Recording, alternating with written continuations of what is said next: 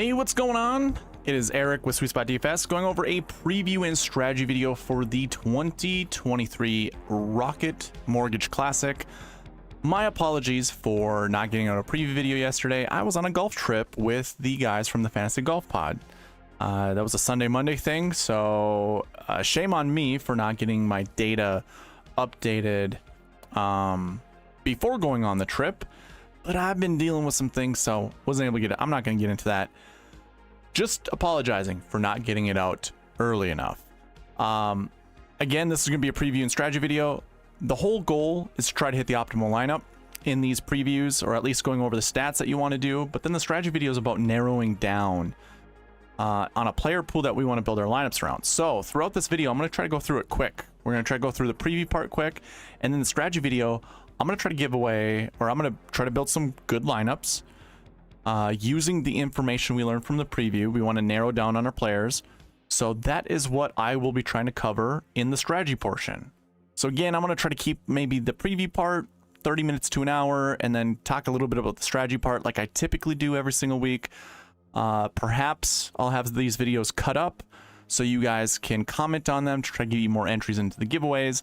And speaking of giveaways, let me remind you, I like to do a weekly/monthly giveaway where if you are subscribed to the channel and you're participating on the channel by commenting either here in the live chat or on any of the videos that I post throughout the week, you're going to get an entry into not only the weekly giveaway that I run Monday nights, so I'll be doing that right now, but also in the strategy videos Sunday night, or the first Monday of the next month. So this is the last week we have for the month of June. I don't see us hitting the goal that you can see all the way over there to the left. So 565 out of 600 subscribers. We would need to get 35 within this week. I just don't see that happening. It'd be awesome if it did, but I just don't see it happening. So instead, what I'll most likely do is the monthly giveaway winner is going to win a t-shirt with the logo that you see right here, the SweetSpotDFS logo. Of course, it's going to be flipped the right way once you get it. I just have it mirrored. The camera is mirrored. So yeah, you will get a t-shirt as opposed to a chance to win 50. But hey, if you can find 35 new subscribers to join this channel, I'll be giving away $50 next Monday. But since we need to do a weekly giveaway winner, let me go ahead and throw that on the screen right now. This is the monthly subscriber, but the weekly, I wanted to see how many people we have currently for the monthly, and it's 149. That's pretty good. 149 entries. 56 total entries for the weekly giveaway. So our winner, when I hit this little yes right here, will win $5. And then you have to contact me. Barry R, I think we have contacted each other before. So you are the $5 winner. Your entry came from the Travelers Championship Tournament and course information video. So congratulations, Barry. I'll get in contact with you. We'll get you your $5 one way or the other. Now, again, if you want the possibility of winning $5 or even getting your name into the monthly giveaway, just participate on the channel. Comment in any of my videos. Got to be subscribed as well. I have to know that you're subscribed, and I have to know that you're participating on the channel in order to get credit. So again, just takes your participation. There is another giveaway that I like to do. It's called a Prize Picks giveaway. This is more like a rebate.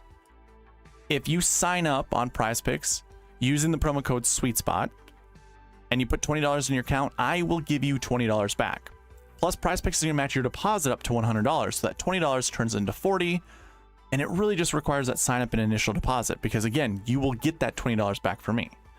But like I said, Prize Picks will match your deposit up to $100, so you can get up, or you can put $100 in. Prize Picks will match your deposit. You'll have $200 in your account. You're still going to get $20 back from me, so it's going to be a little bit of a discount for you. And just to sweeten the pot a little bit, if you are still kind of unsure if you want to play Prize Picks, every Friday they have a protected flex play. So you can put $20 into your account and do a 4-pick, 5-pick, or 6-pick flex. And if you don't win anything, you get your $20 back. So it's just a wonderful way just to have a free lotto ticket. I participated this last week, and I didn't get the $20 hit, but there was a $7 line that I put in that 10x its money. So I've been incrementally like gaining money in that account, little bit by little bit, you know, kind of stay very strict. I don't put a lot of money in, and I always utilize the Friday flex. So if you're interested in that, there's a link in the description. Again, actually, I should say, if you click that link, it'll get you to the homepage of Prize Picks. You just click sign up and boom, it should already populate that SweetSpot promo code in there for you. If not, you type it out. It's just a little extra work, but it does me a huge favor.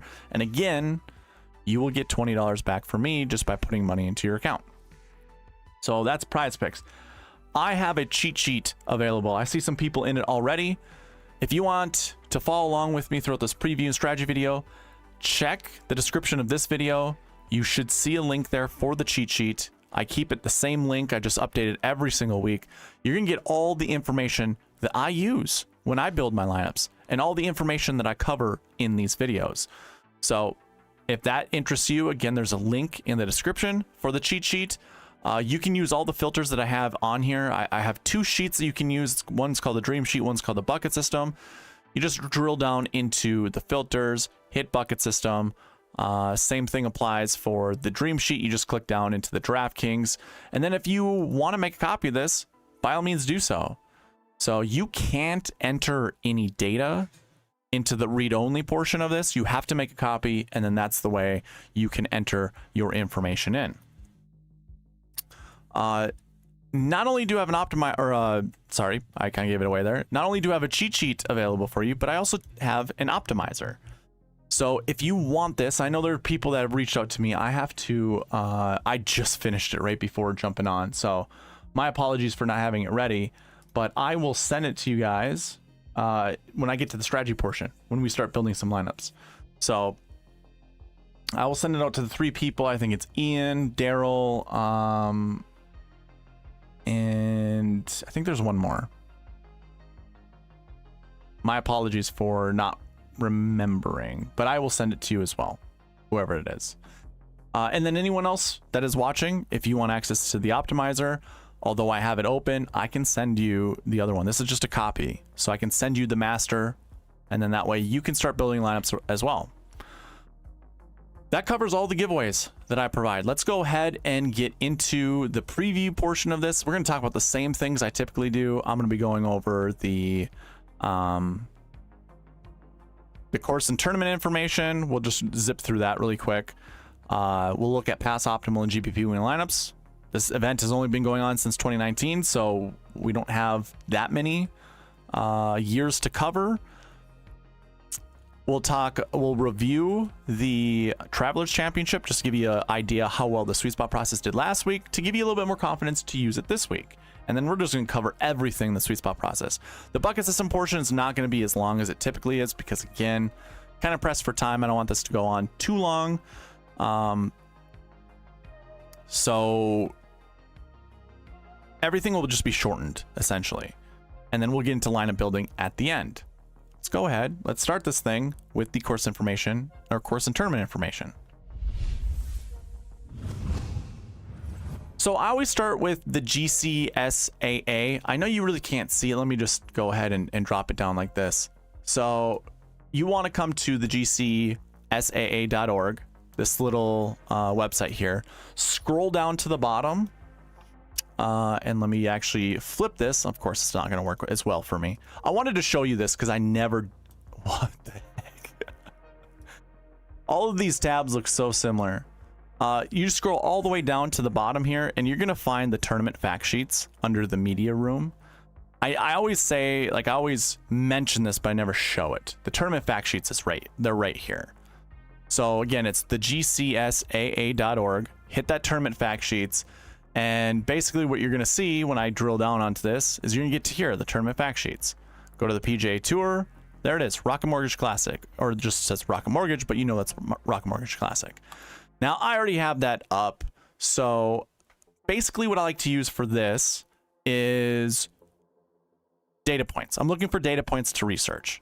And that's all that you should use it as too. So if you have a website that you use where you do all your research on, or even if you don't have a website, but you can figure out this information, here are all the data points that you should consider. Par 72, 3,700 yards. Average green size, that also plays a factor, although 5150 is pretty negligible. I don't think you have to worry about that. You could use bunkers if you wanted. There's only one hazard in play, and I believe it's on number 18. Going down to the turf grass, you've got bent grass and POA. From everything that I've ever heard about this golf course, it was more POA. You wanted to consider more of POA than you did bent grass. But listening to Tony Finau's presser, I believe Ron Kloss from Brett Spurts Golf asked us a pretty good question to Tony Finau, and Finau had mentioned, yeah, I love putting on bent grass. And this, thankfully, this course, you know, this week is on bent grass. Well, that's the first time I ever heard a pro talk about this being more bent grass than POA. So I still, grass number 1 for me is POA. Grass number 2 for me is bent grass. And you're going to see that in the cheat sheet, by the way. So when you look at the cheat sheet, you're going to see bent grass comes first. It does say die, but let me just change that to POA. Actually, no, it should be the other way around. Sorry. First grass should be POA. I'm sorry for not updating this. Like I said, I updated everything right before jumping on because I really haven't had time to do anything. So we're going to go die into bent grass. There we go.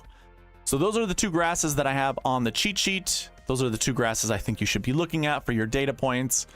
And I don't really think one matters more than the other. I think it's going to be just fine. But if you add both of them, you're going to get a kind of a better overall picture of who are the better golfers in the field. So yeah, I would look at that. Another data point you can use, Donald Ross as your architect. If you want to include Robert Trent Jones, you certainly can. I don't think you're going to find much information on Arthur Hills or Bruce Hepner. But again, those are all things for you to use, but this is mostly, it's definitely a Donald Ross design. You'll want to use him over the other ones. Probably just ignore the architects, the renovation architects, I should say, because we really don't know everything that they did on the course. Donald Ross is known for having his back to front greens, you know, sloping from back to front, meaning you kind of want to be short on these greens. You never want to be long because it gets a bit more challenging, a bit more difficult. So keep all of that in mind when using your data points for researching. I don't really have anything else to go with the, you know, the golf course other than, I should say, I do kind of a breakdown of what shot shapes matter here. You've heard this throughout the industry. You're going to hear it here as well. It's a bomb and gouge type of golf course. There isn't a lot of trouble, so golfers can get away with hitting it all over the place. The shot shapes that I typically put on here is for scoring advantages, scoring possibilities. Having this specific shot shape on this hole will give you the best scoring possibility possible. Kind of redundant, but you understand what I'm saying. So what I've noticed on this golf course is hitting a draw is a little bit more beneficial than hitting a fade. And again, you don't have to use this as Bible or anything like that. It doesn't have to be in your research at all. If anything, perhaps use it as a tiebreaker, and that's it. Outside of that, it's fine. You really don't have to put it into your consideration.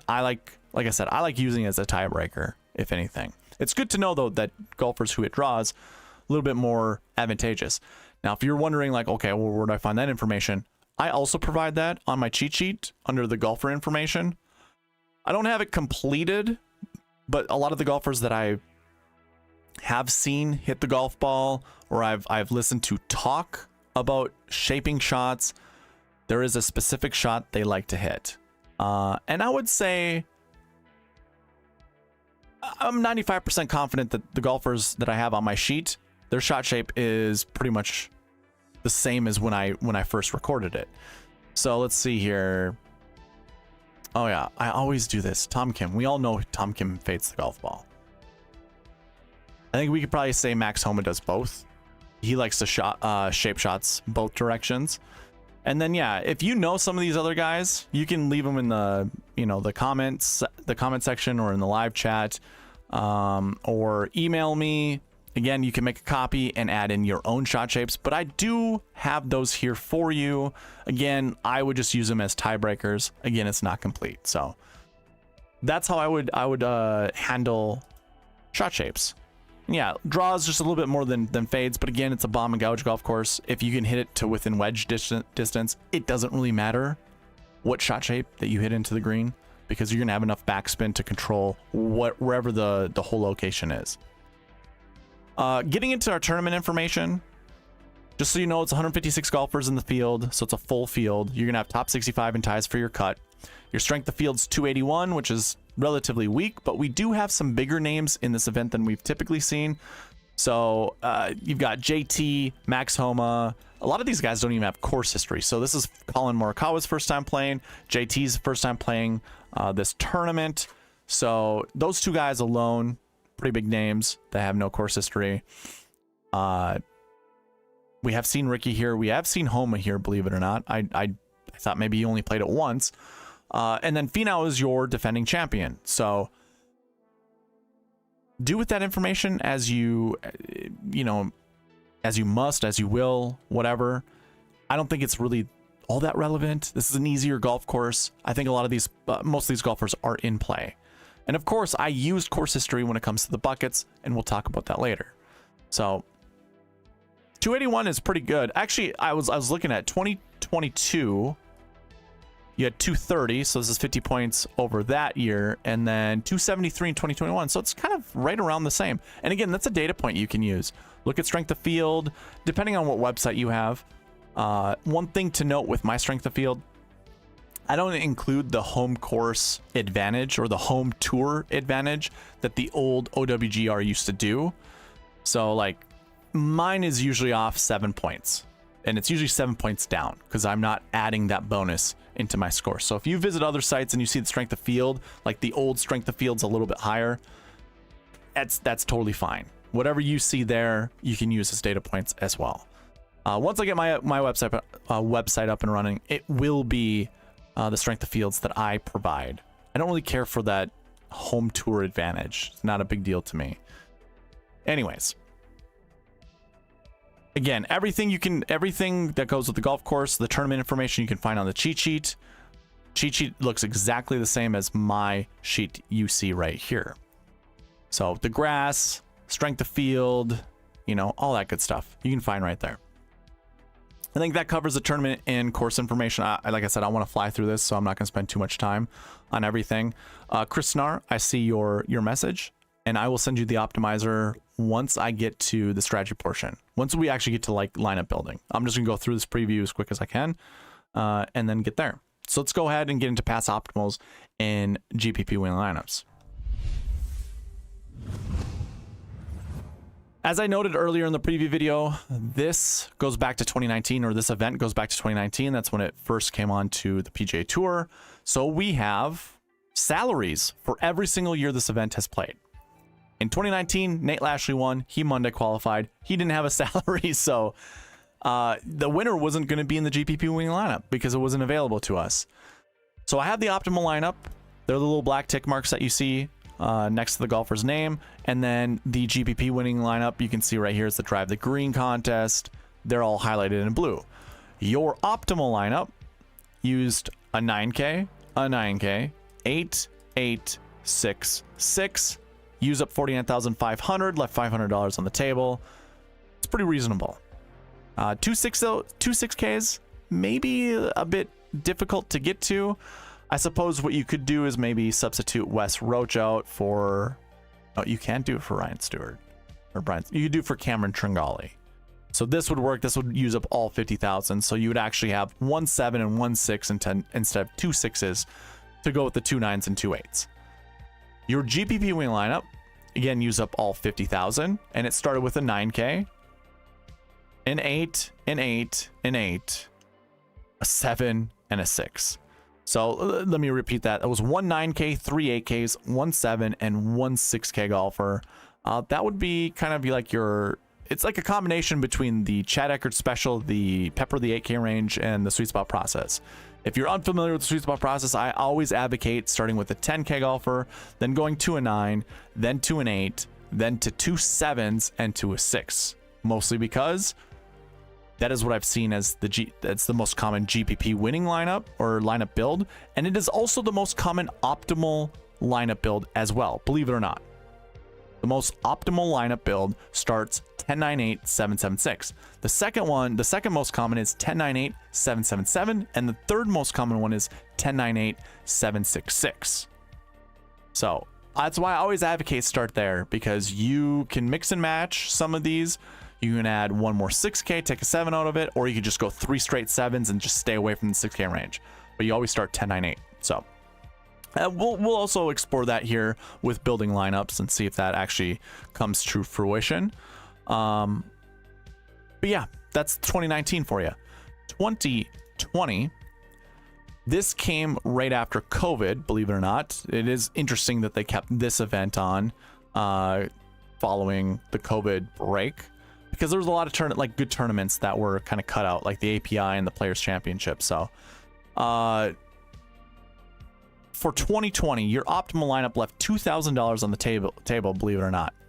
Started out with like the most expensive golfer in Bryson DeChambeau, 11,700. Obviously, this was Hulk Bryson, where he hulked up, got really strong, was swinging the club really fast. He literally bomb and gouged it. And this is the event, the year where he broke TrackMan, because they didn't know how to. I shouldn't even say it that way. TrackMan shouldn't have been broken, because any shot inside 30 yards would be an around the green shot, and that's what he was doing off of the tee box. He was hitting it to around the green distances. So what was confusing was a lot of the holes didn't register approach stats, and I think that's how it broke. That's how you broke TrackMan. Was there were no approach stats to even consider, because he just bombed it into the around the green zone. But yeah, he won it here. The optimal, once again, 11,000, 6, 7, 8, 6, 6. So just to repeat that, it's a 10K or a 10K and above, 11K golfer, an 8K golfer, a 7K golfer, and 3 6s.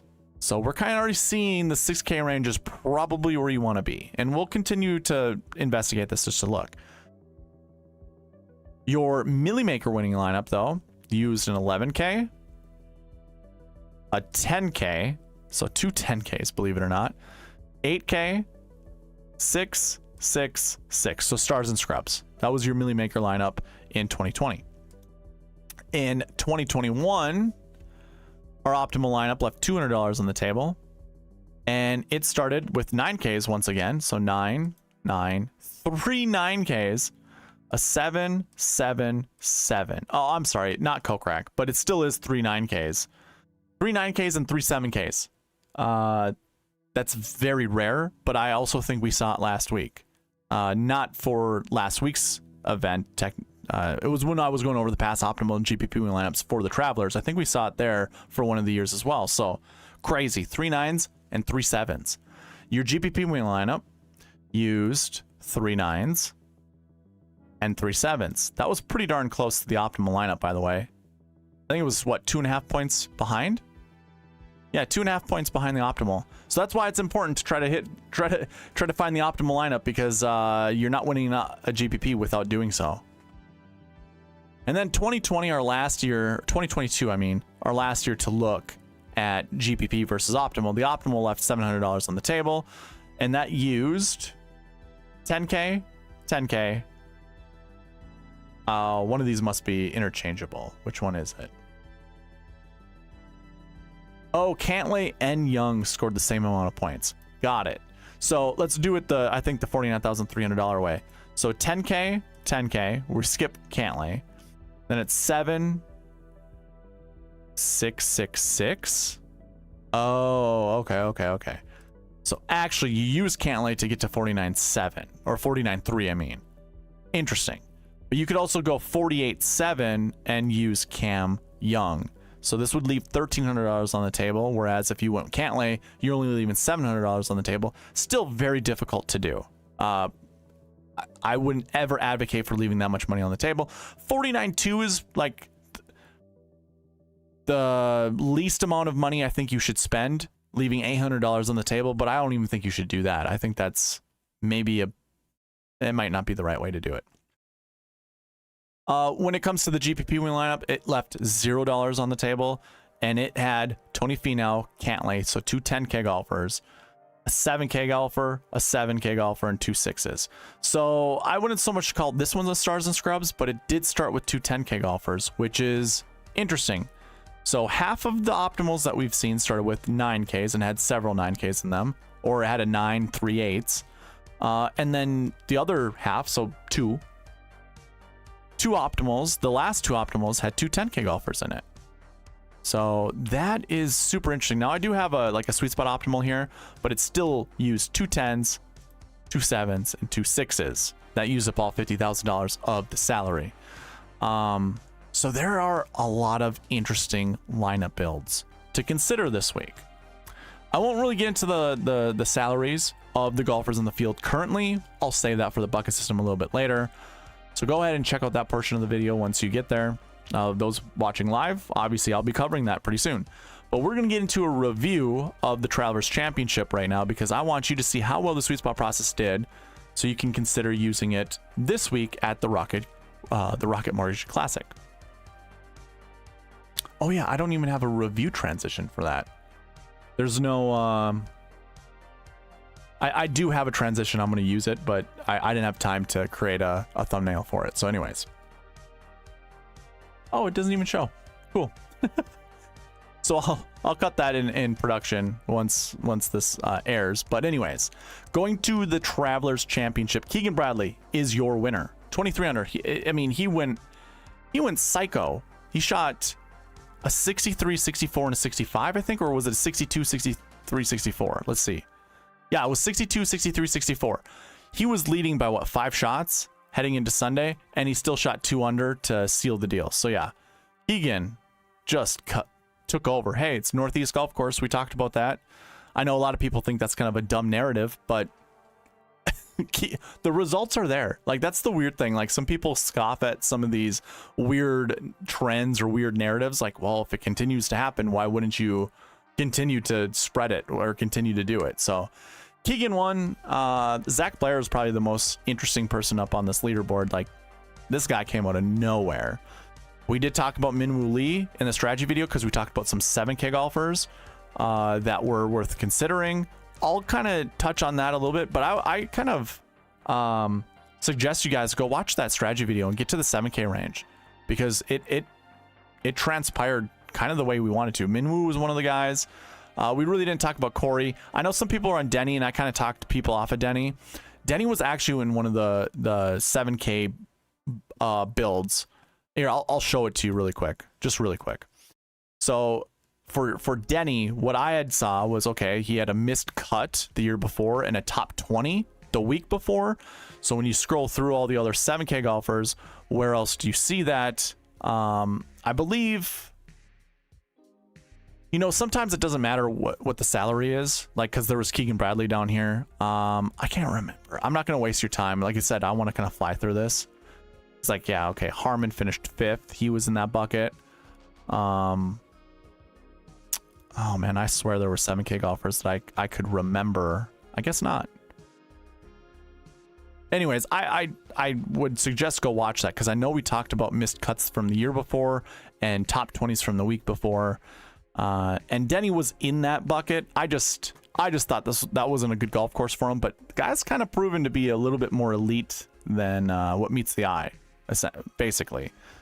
So anyways, I'm not going to talk too much about that. What I really want to get down to is the bucket system. How did the bucket system perform last week? Basically, you want to look at this column here. These are the successes, is whether or not the bucket was successful. And basically, how I determine if the bucket was successful was I look at how many golfers finished inside the top 10, and then I look at the projections that I had. So for this very first bucket last year, 1, you can see the projection was 1 to 3. Remember, we always round down with the minimum projection. We always round up with the max projection. So 1 for min, 3 for max. Obviously, how many top 10s? There were 6. So if this number falls outside of this range, 1 to 3, then I would actually look at the optimal lineup. How many optimal lineup golfers did that bucket produce? Well, there was 5. So that still falls outside the range. That means the bucket was not successful. Now, I still create a Sweet Spot Optimal following the rules that are set forth with the projections. That is also going to be on the optimizer. I have that all written in right here, and I follow it 100%. Like I don't stray away from it. I want to continue to build lineups using the Sweet Spot process, you know, obviously to prove that it works, but also because I don't know a better system. I don't know a better process. So I'm going to continue doing it my way, which I think that not so much the result. I mean, I've won 1 GPP this year, and it was in the quarter arcade, so it wasn't like I won a lot of money, but I've been doing really well this year. The bucket system itself is over 93% successful every single week. So when we look at this, you can see how many buckets were successful for the Travelers Championship. Yes, no for the last year ones. But again, I built a Sweet Spot Optimal. So that Sweet Spot Optimal, I will show you how well it performed against the GPP winner. And if the Sweet Spot Optimal beats the GPP winner, then the whole process was successful for the week. I mean, I guess if anyone wants to object to that, let me know in the chat. I mean, that's how I kind of view success, is if we can take down a GPP, that's a consolation prize for aiming for the optimal, right? I mean, for most of us, that is the goal, is to win a GPP. So, but yeah, if you aim for the optimal, you might miss and hit a GPP instead. That's kind of the tagline here. So basically, I have 2 unsuccessful buckets. If I scroll down, you're going to see a third one. But here's what I don't include in this, and I could update the formula. It's more work than what needs to happen. You can see the projection here is 0 to 1, but remember there's always a 2-point buffer. So guess what? There were 2 golfers in the top 10, 2 in the optimal lineup, 1 in the Sweet Spot Optimal. So therefore, it did work out. That bucket was successful. So if you're keeping track at home, that's 34 to 36 buckets. I believe that's a 95% success rate, somewhere up there, 94 point something. We round up to 95, or maybe it's better. I can't remember the numbers off the top of my head. So that was successful. Now, I'm going to go into the Marquee Tee Times for the week, and then we're going to go and review the Optimal and the GPP, as well as the Sweet Spot Optimal, because I think that's probably the best way to do it, honestly. So if you follow along with the strategy videos, and I will be talking about that in this video as well, basically the Marquee Tee Times are the best groups based off the Sweet Spot score that are in the field. And obviously I am looking at every group. So it goes by every 3 golfers. So as I highlight these, the rule that I have is you select 2 to 4 of these groups and you find 1 golfer to put in your lineup from those groups. That's it. We don't pair golfers up that are playing together. We don't want to build lineups around guys that are paired together. Has that been in the optimal lineup before? Yes. Has that been in the GPP winning lineup before? Yes. But the numbers are not on your side. If you were to do that, if you were to pair up golfers in your lineups that are golfing Thursday, Friday together, you have an opportunity to hit the optimal only 10% of the time or less. It's less than 10% of the time. So why wouldn't you just do the opposite? Because you have a 90% chance just not to fail out of the gate.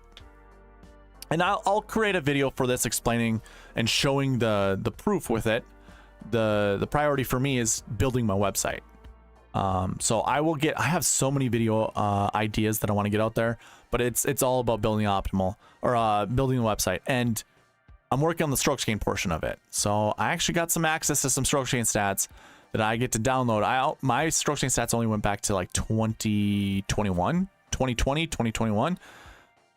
Now I have strokes gain that goes back to 2017, and actually has some other data that goes with it. So I'm pretty excited about that. I just started downloading all the files. I will be putting that into its own table that I can then put into my website. So that's kind of the missing piece. Once that is all done, I will start creating reports to put on the website, and then you guys can use it, or I'll have some people back test it before actually going out there and using it. So yeah, we'll see how it goes.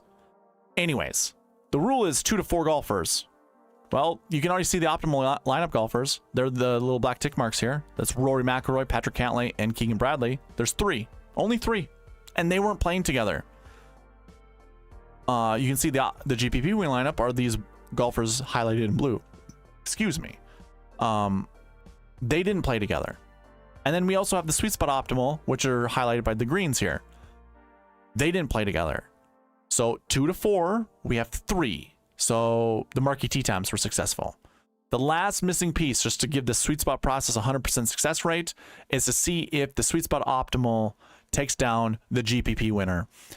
Before we get into that, I just want to review the Optimal, which left $600 on the table, and that used a 10K golfer. 7, 7, 6, 6. Right? Where am I missing? I'm missing someone who can't. Oh, it's 2 10Ks. I apologize. 2 10K golfers, a 7, a 7. Okay, so 2 10Ks, 2 7Ks, and 2 6Ks. Easy, right? Jeez. That was your Optimal. And it scored 765 points. Your GPP winner used 1 10K golfer, a 9K golfer, 7, 7, 7, 7. So 4 7K golfers to go with a 10 and a 9. That scored 718 points. So 718 for the GPP winner, 765 for the Optimal. Your Sweet Spot Optimal left $300 on the table, and it started with a Scotty Scheffler at 11,000, then Ricky Fowler at 9K, and then we had 3 7s and 1 6. Again, leaving $300 on the table, and just has to score over 718, which has scored 744. So it just obliterated the GPP winner winning lineup. So yeah, if you followed the Sweet Spot process last week, you're 100%, like it was 100% successful. So maybe that gives you some confidence heading into this week. Who knows? But talking about that, let's go ahead. Let's get into the bucket system. I think I'll also include the anchor buckets to go with this. And then we'll get into the strategy portion. Actually, no, we'll just do the bucket system really fast. And then we'll get right into the strategy portion of this video.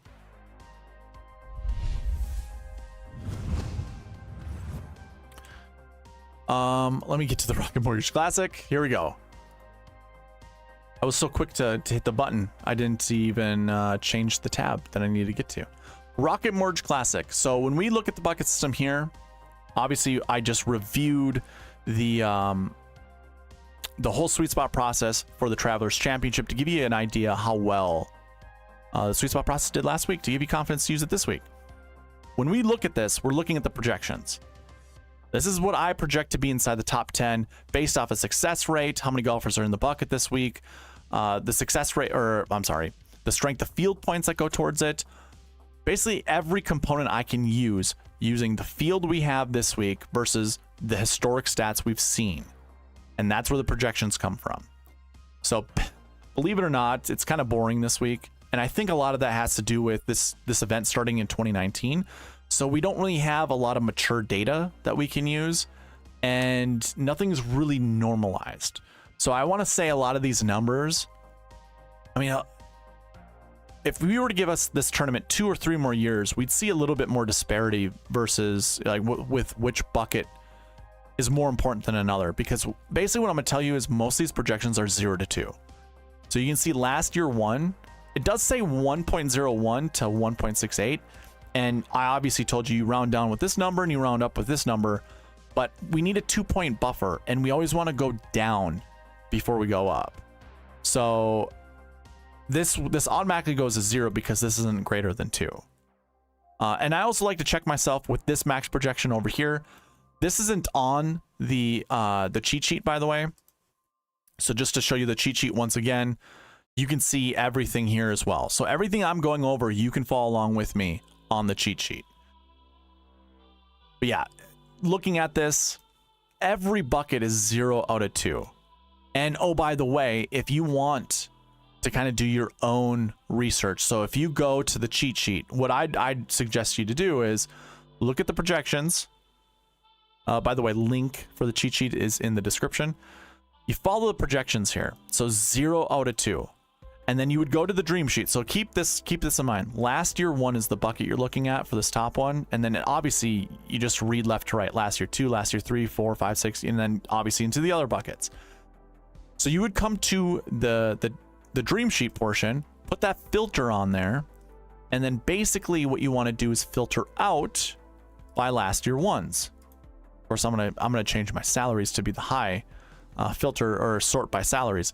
So basically, when you do it this way, you're looking at all the last year ones right here, and I'm saying 0 to 2, I have projected to be inside the top 10. It's up to you to find the 2 golfers you want to play. Do some of these buckets fail? Yes, they do. How often do they fail? Not very often. Like last week was the highest, or the Travelers Championship, because I review every single week. For the Travelers Championship, we had technically 2 failed buckets. That's as much as we've seen in the last 7-8 weeks. Is 2. We've seen one a bunch, only 1 failed bucket. So it's really, you get to choose which one it is. Which one do you think is going to fail? Personally, I don't really think of it that way. I just follow the sweet spot process 100%. And if there's 0 to 2, look at how many good names are up here. You got Finau, Tom Kim, Cam Davis, Steven Yeager, Chris Kirk, Taylor Moore, and I probably cut it off there. Still some decent plays you can do here in like the mid-low 7K range and the high 6K range, but it's 0 out of 2. So if you're not going, if you're starting with Tony Finau, Tom Kim, you might want to highly consider, only playing just one more of these guys. Maybe don't play any of them at all. Maybe you just play the one guy and you fade the rest. So basically that's what you'd want to do with each of these buckets based off of the projections that I have. So last year 1, 0 to 2. Last year 2, 0 to 2. Last year 3, 0 to 2. Last year 4, 0 to 2. There are 6 golfers in that bucket. There were 10 in the previous one. So you also keep that in mind. The chances just based off of volume alone, not super great. And then you have 0 to 2 last year 5s as well. These are missed cuts from last year. Doesn't prove to be a very successful bucket, so you should watch out for that. 2 out of 5 last year 6s, so did not plays from last year. That's a really interesting one. So again, if you were to go to, I'm going to go to the cheat sheet. This is exactly everything you can see as well. If you go into last year bucket, clear everything and scroll down to the 6, you can see every golfer who did not play last year, including Morikawa, Thomas, Matsuyama, Im, just those 4 golfers alone. Kind of, I would say, elite company in this field. Then you drop down to Brian Harmon. Ludwig Aberg isn't going to get any love in my model because he's a rookie and hasn't really played that much on tour, but the guy's a stud. $8,700 is worth a consideration. And I know a lot of people, I've heard so much throughout the industry, just from today, listening while I'm working and all that stuff. Lots of attention is on him, and rightfully so. But anyways, out of this bucket, you can choose up to 2 to 5 golfers. So this is going to be a very popular bucket to choose from regardless. And it's a bucket that you probably want to pinpoint and use when trying to anchor your plays as well as narrow down your player pool. So again, that was 2 to 5. And if you want to feel comfortable, 4 might be the max you really want to play. But by all means, I think that's a bucket you want to pick from and start. And then we go into last week. Again, 0 to 2, 0 to 2, 0 to 2. This bucket here, last week 4s, that's also 0 to 2, but there are only 3 golfers in that bucket. So keep that in mind. You probably want 1 or none, basically. Last week 5s are missed cuts from the Travelers Championship, 1 to 3, and that's 100% frequency rate. So that means at least 1 golfer has been in this bucket every single year for this event to finish inside the top 10. Or I should just say this bucket has produced 1 top 10 finisher every single year. I think that's probably the better way to say. So keep that in mind. Having a missed cut last week does not hurt your chances. So if there was a golfer that you thought, maybe I shouldn't play him. What was it, Max Homa? Is Max Homa one of those guys that didn't, let's see here. Yeah, last week 5. Him, Morikawa, they both missed the cut, and I'm just using the bucket numbers here. I know this bucket means they've missed the cut. Those are decent plays. Benny Ann, Taylor Moore, Christian Bezainhout, and then you get a slew of them down here. So yeah, having a missed cut from last week isn't that detrimental. You probably want at least 1 in your group. Last week 6s are golfers who did not play last week. So that also is 1 to 3 for your projection. Both of these buckets have the majority of your golfers from the field, so that probably plays a huge factor in why these projections are higher than any of these. But I think you just stick to the projections. The course history buckets only have 3 years of data compiled in there. I would definitely say that the data is not mature yet, or at least the buckets aren't going to provide you a lot of fruit. So, but I still think the projections are actually fair. You know, every single week, we don't really see a lot of golfers from the course history 1 bucket being inside the top 10. Usually there aren't a lot. There are only 6, you know, so you got to be mindful of that. But still 0 to 2, I think 1, you know, be comfortable playing 1. And I guess let's take a look at the names. That's also a thing you have to take into account. And I'm going to use my sheet this time. Again, you can do this on the cheat sheet. So we look at course history 1s. Tom Kim is the top guy. Chris Kirk, Taylor Moore. We just talked about Taylor Moore having a missed cut. Taylor Pendrith had a missed cut last week. Matt Wallace had a missed cut last week. So these are guys that I think are in play. I certainly, 2 is definitely the max you want to play from this bucket. So if you're thinking about playing 3 or 4 guys from this bucket, maybe reverse your thought process. Don't do that. And I'm pretty confident. Like this is a projection we see almost every single week for this bucket, course history 1s. And I guess there's not enough data to determine if course history is sticky at this golf course. And we also see like just random players every single year playing this. This is one of those events that a lot of your lower names or guys that like Justin Thomas, believe it or not, is trying to fight for FedEx Cup points. And that's why he's at this event. Because he's been playing so terribly this whole year. He's at an event like this where normally elite golfers don't come to. And like Patrick Cantlay came here last year. I don't think he really needed the FedEx Cup points, but sometimes you have these elite golfers coming. But this is definitely like a B tier tournament, if not a C tier tournament. So you're going to get a lot of golfers in the OWGR between 150 to 500, essentially.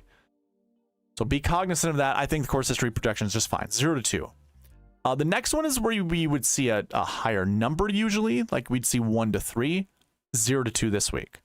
So just know, and I guess the minimum we've seen in this bucket is 1. So again, this has a 100% frequency rate like some of the buckets we've talked about in the past. So too has course history 1. So keep that in mind. But you can see, we've had at least 1 every single year, but we've never seen more than 1. That's where the min maxes come from up here. And then course history 2, we've got 1 there, up to 3 though. So again, that's kind of like the projection I was just talking about.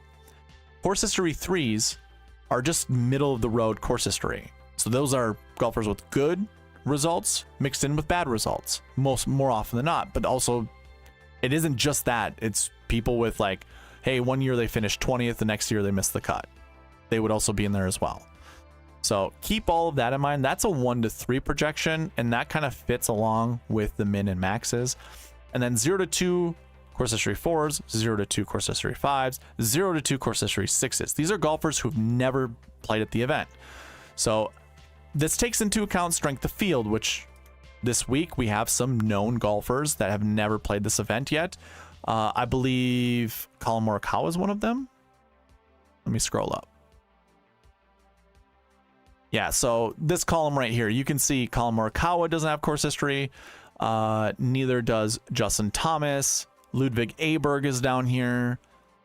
Was that Aaron Rai also doesn't have any. Nikolai Højgaard doesn't have any course history. Those are some pretty talented golfers. So considering, or just thinking maybe 1, 2 golfers from that bucket could finish inside the top 10 is pretty realistic. So I would definitely consider that. Going into the recent form buckets, recent form 1, 0 to 2. There are only 2 golfers in that bucket, so I'd play 1 at most. And this is your best recent form, by the way. These are golfers who have had top 20 finishes over the last 7 weeks, averaged out as top 20 finishes. Let's take a look, just for the hell of it. Let's take a look. Who are those guys? Austin Eckroat and Doug Gim. A lot of Doug Gim love this week. Now, those 2 guys don't inspire me a lot of confidence to put them together, but if you wanted to, you certainly can. Again, the projections are always 0 to 2. That's the min. The minimum maximum, I should say, which is kind of a funny thing to say. Then we have recent form 2s, 3s. So recent form 2, 0 to 2, recent form 3. This is a bucket we've seen this projection. This projection's pretty common with this bucket. So 2 to 5. Usually it's 1 to 3 or 2 to 4. 2 to 5 is a little high. If you don't feel comfortable playing 5, that's fine. I mean, I have this conservative maximum projection over here up to 4. Then we have 2 to 4. It's 2 to 4 recent form 4s, but I always use this bucket to determine my minimum. So because the max for the conservative projection is 3, that means the minimum has to be 1. So I would go 1 to 4 recent form 4s. And once again, the optimizer, I have that in here, recent form 4s, 1 to 4. So I build that in. Recent form 5, 0 to 2. Recent form 6 is 0 to 2. I think that's pretty self-explanatory. I'll touch salaries last. We'll go to stroke chain stats. So if you're unfamiliar with stroke chain stats, I have a video in the description, like how I do stroke chain stats. I have a video in the description that explains the bucket system. You could go to that portion of the video and understand what these buckets mean. But I'm really just looking at off the tee and putting. Those are the only stats I really care about. Approach comes with some of these buckets.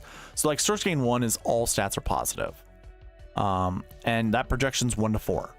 You can tell which golfers these are just by going to the cheat sheet and sorting by the stroke gain bucket. So make sure you have no filter set and just go A to Z. You can see it's all color coded based off of the stroke gain buckets. So we can already see some of these golfers in here. Tony Finau, Ricky Fowler, Max Homa, Tom Kim, Sung Jae Im.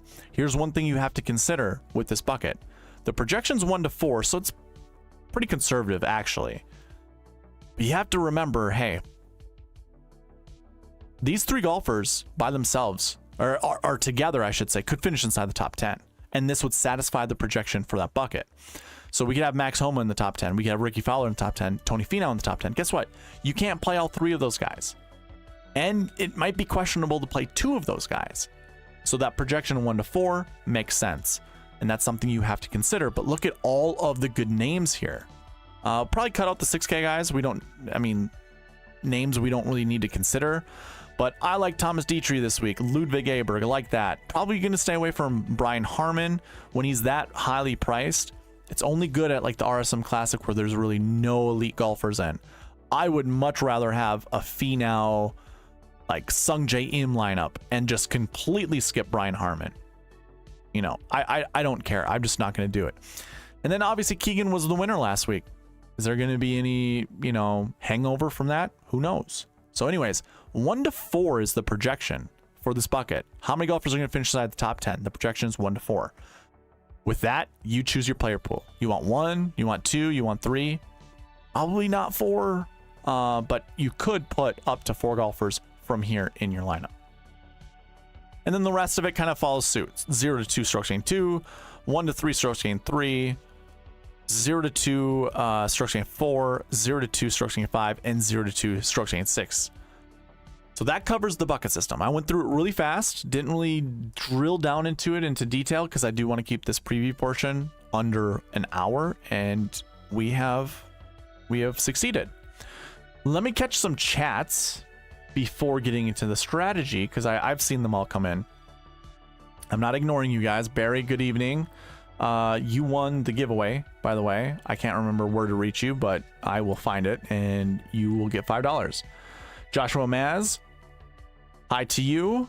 He's saying hi to Barry first, which I get it. Barry's kind of cool. Jim Lemoyne, I hope the 10% happens this week. You were referring to the Marquee Tee Times. Who are you 2 guys that are paired together that you want to put in your lineups? Byron, what's going on, man? Yo, yo, yo, yo. I caught your stream very, very late. I apologize. It's been a crazy day. Crazy day. Ian Christensen, let's go. Let's get one this week. Absolutely. We need the winner from this group. I didn't see your message. Which group were you talking about?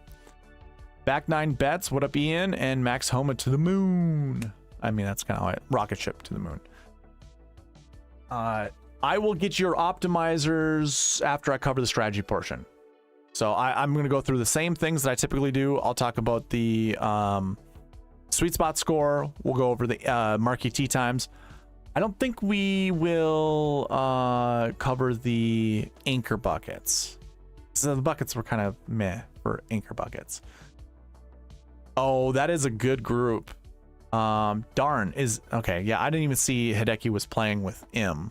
That kind of sucks because I kind of wanted to start Hideki and Im. They are playing together. You're right. Yeah, that's fine. That's cool. That can move me on to other guys. All right, let's go ahead and get into the strategy portion. So I'm gonna start with the SweetSpot ranks. By the way, good night. I see you. You didn't win anything, unfortunately. So I apologize.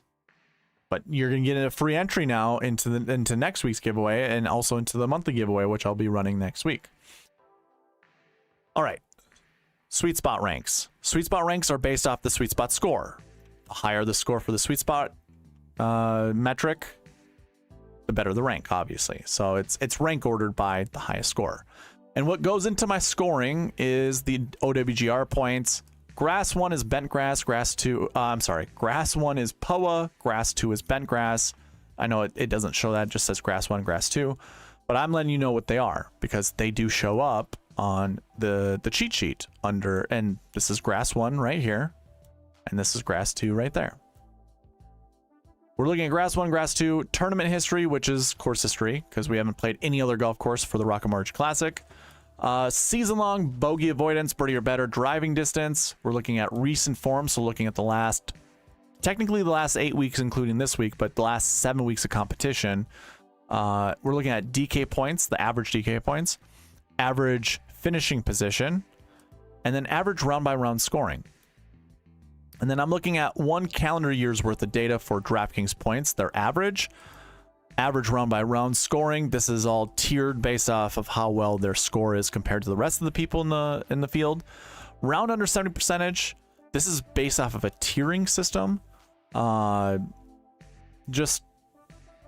find the most consistency doing it that way for this stat. Cut made percentage is also by a tier, and then DK top 10 is also by a tier. This is all, again, all calendar year long stats for round under 70%, cut made percentage, and DK top 10. That gets you into your score. Tony Finau 60 points over Tom Kim, pretty darn close to 60 points over. But Tom Kim and Ricky Fowler are neck to neck. That's weird. I don't know why it sounds so weird right now. When it comes to their point totals, so it's just really down by 1 point. Then it kind of drops a little bit to Sung Jae and a little bit to Max, and then it kind of really drops from there. So you can see all the golfers right here. One thing I forgot to do is I'll resort by salary top to bottom. I always find the $8,000 golfer and note which line that is on the Excel spreadsheet. So that's line 2020 or line 22. If I sort by rankings, anybody that's higher than that, that's in the 7K range, those are guys that I kind of like get my attention. So we've got Dietrich, we've got Brendan Todd, Taylor Pendrith. I think that has a lot to do with course history.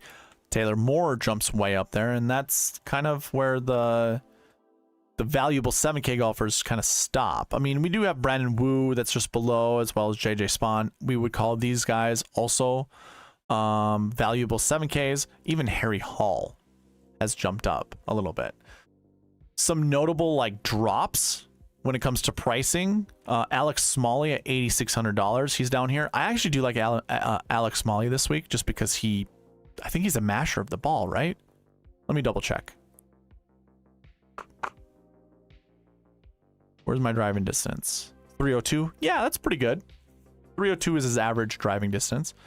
What are some notables? We have some 9K golfers that are jumping in between the 10K golfers, and that's, when it comes to an event like this, that makes sense because it's a very volatile week. We don't have like the absolute A-tier elite golfers here. We have Tony Finau, which, you can only like it's Scotty and Rahm at the top. It's Scotty at the top, and then just a little bit below him is Rahm. And I feel kind of gross saying that, but that's just how it's been recently. And then underneath that would be your Cantlays, your Xanders, the guys that are actually up in the top 10 of the OWGR playing well. You would put those guys up there. Because like Max Homa right now at 10-2, he's 7th in the OWGR. Well, I guess I didn't update the OWGR this week. From last week, he was 7th. I'm sure he's 7th or 8th or very close to. He's not been playing well recently, so I'd put him in like the B+ A- tier. You know, anyways, what I'm getting at is it's very volatile this week. So you have like a lot of these price discrepancies. Now, Taylor Pendrith being 14th in my model, you know, that I don't see him being any more than $7,400 because he hasn't really been playing that well. Same goes with Thomas Dietrich. But because they have played at this event before and have been somewhat successful at this event, they're getting a little bit of a bump. Whereas like Cam Davis has been a previous winner at this event. That's kind of interesting. I think that has a lot to do with the recent form, would be my guess. And maybe just stats on Bent and Poa. Anyways, those are the rankings. Those rankings are heavily decide the optimizer. So if you're using the optimizer and you don't agree with these metrics, like first of all, I'll be the first to admit, I don't agree with Ludwig Abergs. I'm going to give him a 200-point boost. I might even give him a 300. Like, I would rather play Ludwig Aberg over Brian Harman this week. So yeah, I would give him a 300-point boost. I want Aberg to show up. I want him to show up more than Harman. I want him to show up more than Jaeger. Do I want him to show up more than Cam Davis? Probably not. But maybe I should pump my brakes with Cam Davis because he hasn't really been playing that well lately. He did play well at the PGA Championship. I'll give him that. But outside of that, not so much. So, man, I have to, because I do like Cam Davis this week. And he's not going to be chosen more than like Sungjae Im. He will be chosen more than Justin Thomas, which actually I'm okay with as well. And same goes with Morikawa. I'm fine with that as well. So anyways,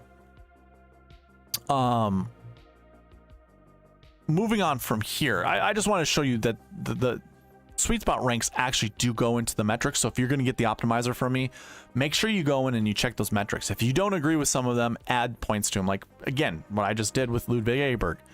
He's not going to get any love in my model because he doesn't have that many events underneath him.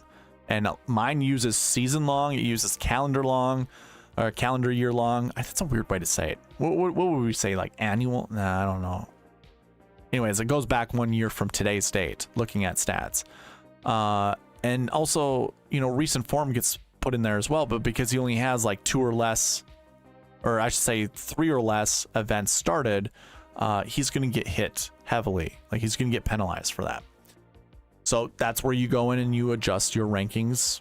You just modify them manually. Okay, so these SweetSpot ranks go into what I call the Marquee Tee Times.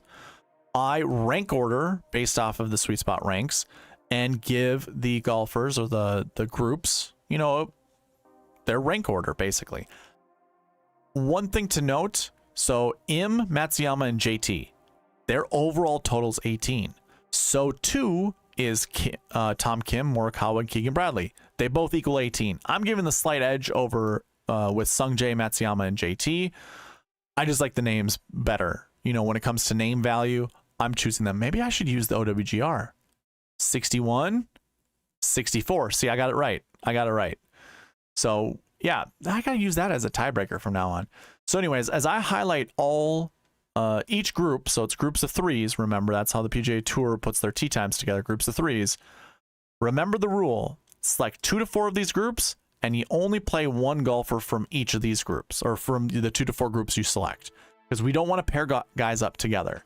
So kind of like what Jim Lemoyne was kind of talking about a little bit earlier. He goes, oh man, I sure hope the 10% hits this week, because we were going over, you know, we were reviewing the Travelers Championship at the Marquee Tee Times and saying, hey, you know, only like 10% or less of GPP winning lineups and optimal lineups have golfers playing in the same group together. Otherwise, the other 90% do not. Like, that I use numbers to my advantage. So I would much rather not play golfers together. And to Jim's credit, you know, this week it could happen. You could have 2 guys from the same group be in the optimal lineup or be in the GPP winning lineup, and that's fine. I'm still going to play my numbers though. So if you liked Sungjae, don't pair him up with Hideki, or don't pair him up with Justin Thomas. That's just how the SweetSpot process works, or how it works. So for me, you know, I kind of like Sungjae, but I'm not going to go like which golfers I like the most. These are your 9 groups. Again, select 2 to 4 of these groups and only 1 golfer in each of them. They're, you know, like the Tony Ricky lineup or group would have been good if they weren't paired with Joel Damon. Joel Damon, 53rd in my model. If they were paired with like Taylor Moore, for instance, see 12 plus 4, 16. Yeah, they'd be the #1 group. So I think, I mean, I kind of personally like this group to select golfers from, and I probably would go with Ricky Fowler. I know a lot of people are going to do that, but it just further makes me want to select Ricky Fowler.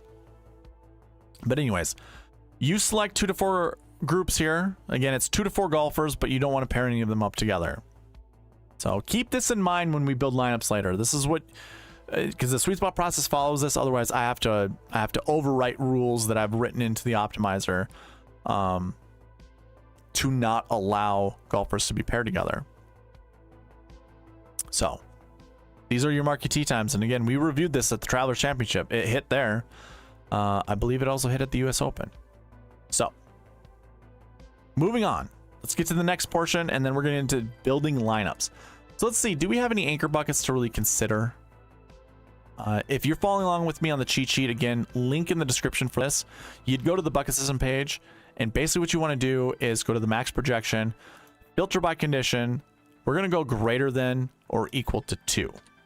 So you do that, and these are your anchor buckets. Technically right here, these are all of your anchor buckets. However, when I do this video, I like to try to find 30 or less golfers in a bucket.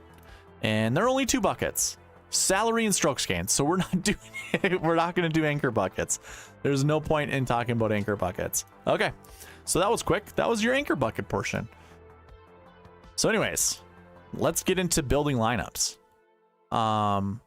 Give me 2 to 4 golfers you want me to build lineups around. I will catch up with chat and send out the optimizers for the people that want them. So Ian said he wanted one. I will send you one.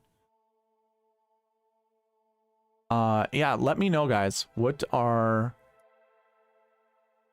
some of the what are some lineups you want me to build for you?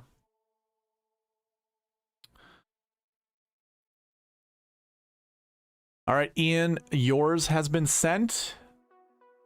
I don't know if Daryl is watching this, but I'll send yours, Daryl.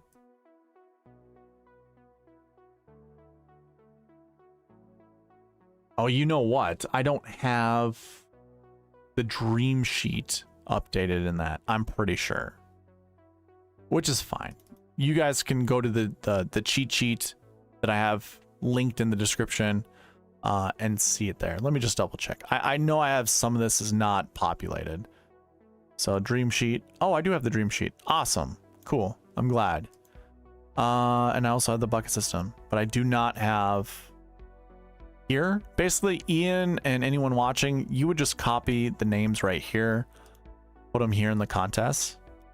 If you wanted to see your combinations, you'd do it right here as well. You copy it there, and then while it's still copied, you'd go to column E, row 2, and you would right click into there and you'd paste transposed.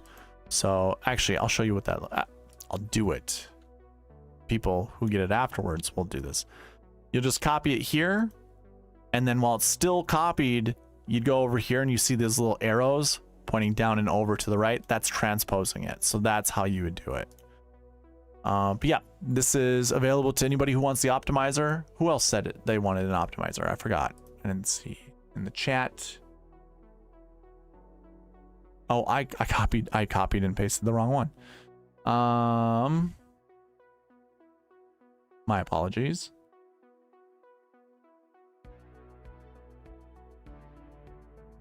This is the actual sheet that I send you guys. I gotta do the same thing.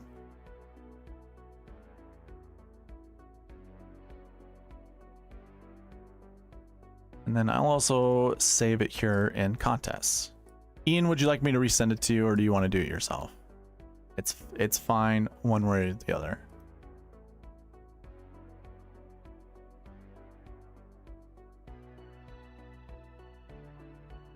I'll send it to you, Ian. That's fine.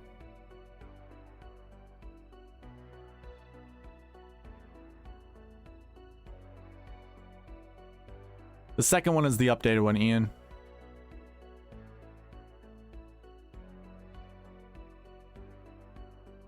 And I will send this one.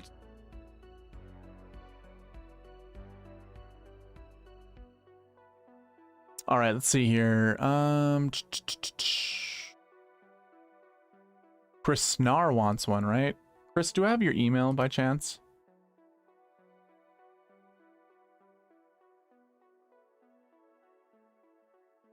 Let's see, do I have it in here? I do. Cool.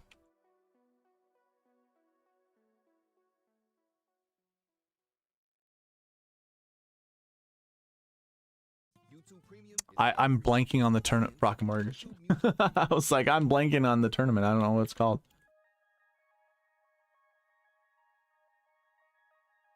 All right, Chris, sending yours out to you as well. Anybody else?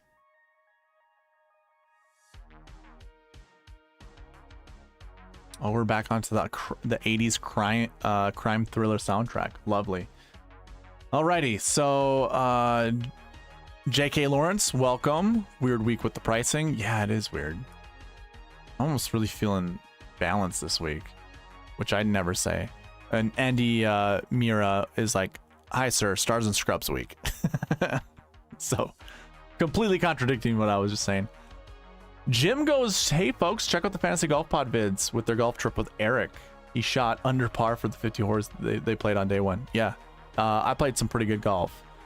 I think I was 4 under total with in the 54 holes I played, and this is the first time seeing those golf courses.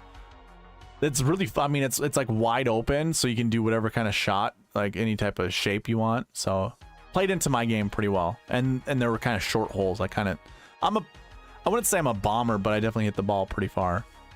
Christensen, what up? Back 9 bets. Joshua Mads, what do you think is the most crucial stat this week? Oof. I don't know, man. Like every single week is the same in my opinion. Like, and that's kind of a weird thing to hear, especially when you hear everyone else saying, "Oh, this is a Bombers narrative." But like, I think this has been highlighted on other podcasts. I can't remember off the top of my head, but like, you know, in 2022, Tom Kim doesn't hit the ball very far. JJ Spawn doesn't hit the ball very far. I don't think Taylor Moore I don't think he hits the ball very far. But yeah, sure, these 5 right here do. I don't think you could have played all of them together. You know, like I'm pretty sure you couldn't have played those 3 together. 2022. Yeah, Cantlay, Young, and Finau were all 10K golfers. So you could play 2 of them together, but you can play all 3. And that's like the other thing that I catch myself with the bucket system. But what I see most content creators not catching it in their with their stat analysis is they'll go year by year, or they'll do like some kind of summary of the entire tournament and say, hey, bombers do really well here. You want to put in bombers, but you know, you've got to fill your lineups with golfers that are less, that when you add them up together are less than $50,000. So, you know, Hoffman doesn't hit the ball far. Henley doesn't hit the ball far. Merritt doesn't hit the ball far. Matt Wallace has started to. I don't think he was really hitting the ball that super far in 2022. You know, we can make the argument that Siwoo probably doesn't hit the ball that far. But then you also, like, there's Merritt there. Hankley Biota doesn't hit the ball far. I don't remember what Mark Anderson does. Shamo doesn't hit the ball far. Kisner doesn't hit the ball far. You know, you're going to find that. The Willett and Kisner here. Even Hadwin, they don't hit the ball. And Armour, they don't hit the ball far. Webb really doesn't. Neither does Troy. Neither does Sepp. Yeah, I don't know. Sepp is okay. Sepp Straka, by the way. How many times have I seen him up here? Straka's there. Unless... Okay, never mind. I thought I saw his name a few times. I'm trying to look through here. Nah, I don't see him. It doesn't matter. Lashley doesn't hit the ball far. Redmond doesn't hit. Neither does Sabatini. I don't know what Wes Roach does. Snedeker does not. Ted Potter does not. Stewart does not. Tringali didn't. Neither did Patrick Reed. Oh, there's Sepp Straka right there. Straka.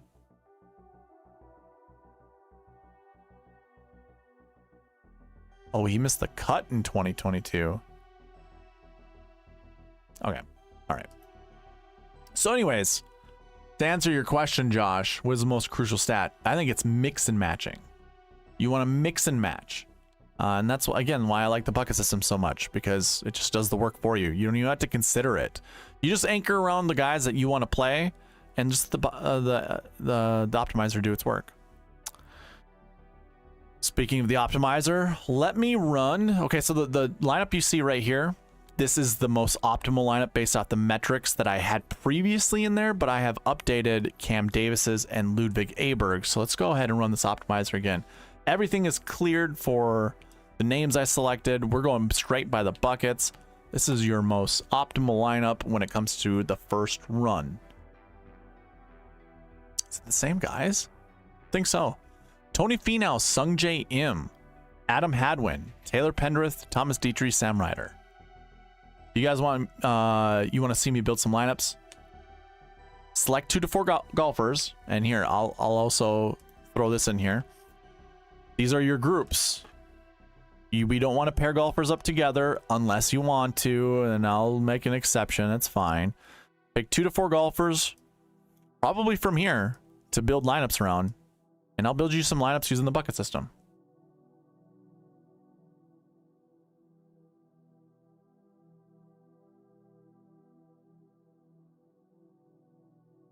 But let me know. Anyways, the next one after that, the next optimal, we kick Sam Ryder out. Who else do we see? The same $7,400 golfers, Pendrith and Dietrich. I kind of like that though. There's Ludwig up there with Adam Hadwin. Interesting.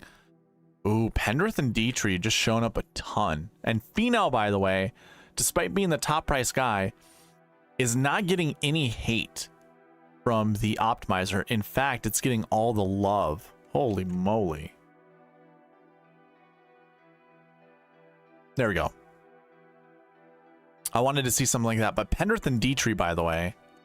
So if I'm running the optimizers, the people that I sent the optimizer to, when I'm running this and I'm seeing these two guys show up more often than not, personally, for me, at $7,400, I'm not super comfortable with, you know, because they're going to be very popular plays, Pendrith and Dietrich.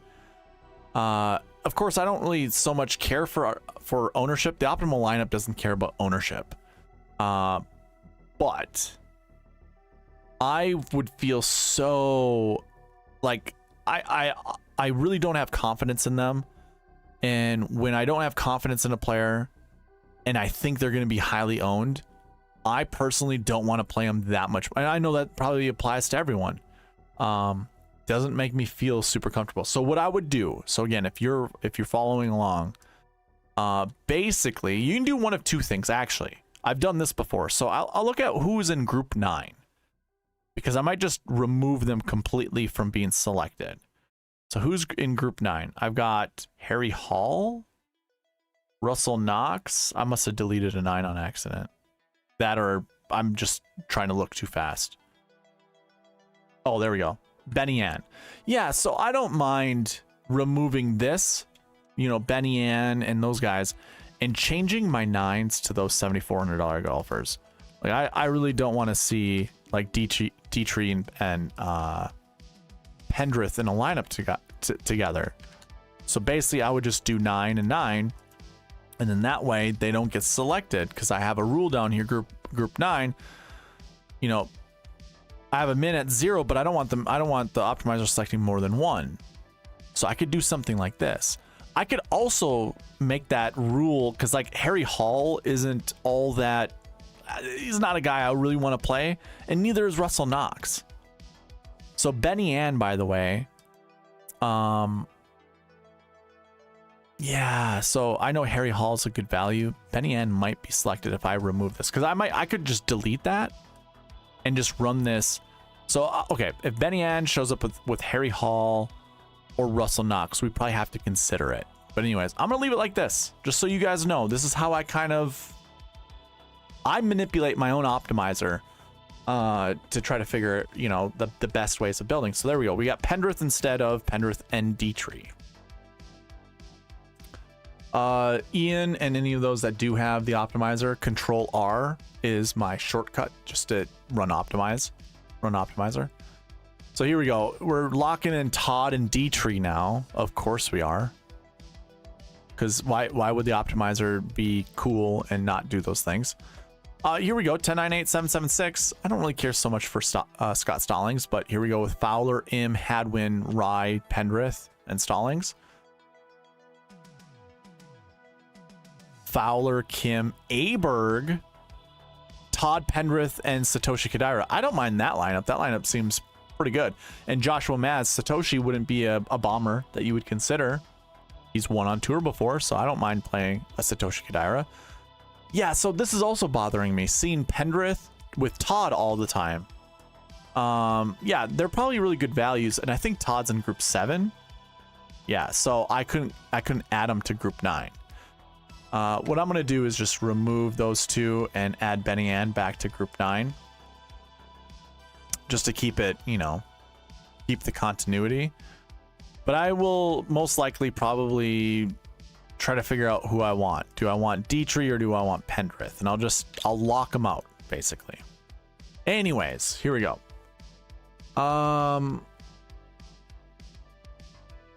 Let me check with chat here. Whatever's easiest for you. Got it, Ian. J.K. Lawrence goes, yep, stars and scrubs. They say putting. Yes, they do say putting, but they also don't know what they're talking about. Honestly. Getting the ball close to the hole and executing is always the key. Josh says, thank you. Jim says, lock in JT. So we're just going to anchor on one guy and JT's the guy. We can do that. And Goodnight says, Max Home and Reeve. So Jim, I'll do yours first. What I'm going to do is pin the Max Home and Reeve lineup. I'll pin that to the top of the chat just for me to remember. And then that'll be kind of our bookmark. So J.K. Lawrence, getting the ball close to the hole and executing is always the key. That is true. And the whole putting thing, man, I have a whole thought process when it comes to strokes gain stats. I have a whole video I want to do. I haven't really touched on a lot of stuff I want to talk about because I don't want anyone to beat me to the punch. You know, like there are things, and you've all heard me talk about this stuff in the past. It's just like people don't understand how strokes gain stats are calculated. So saying putting matters this week is kind of stupid, in my opinion. It's so elementary. Just know that you're only getting surface level analysis. You're not getting deep analysis with that type of comment and that type of just really that type of comment. Michael O'Neill, hey man, thanks. Do you like Kevin Yu this week? Oh yeah, I like Kevin Yu every week. Kevin Yu is a talent. He was a talented amateur. I'd put him up there like with hype level. To me, like hype level on the same level of, well, for this year, Ludwig Aberg is one of them, as well as like Austin Eckroat. Those I'd put them in that category of just like, and Gordon Sargent, by the way. Those 4 golfers for rookies. You remember when like Colin Morikawa, Matthew Wolff, and Victor Hovland all came out at the same time?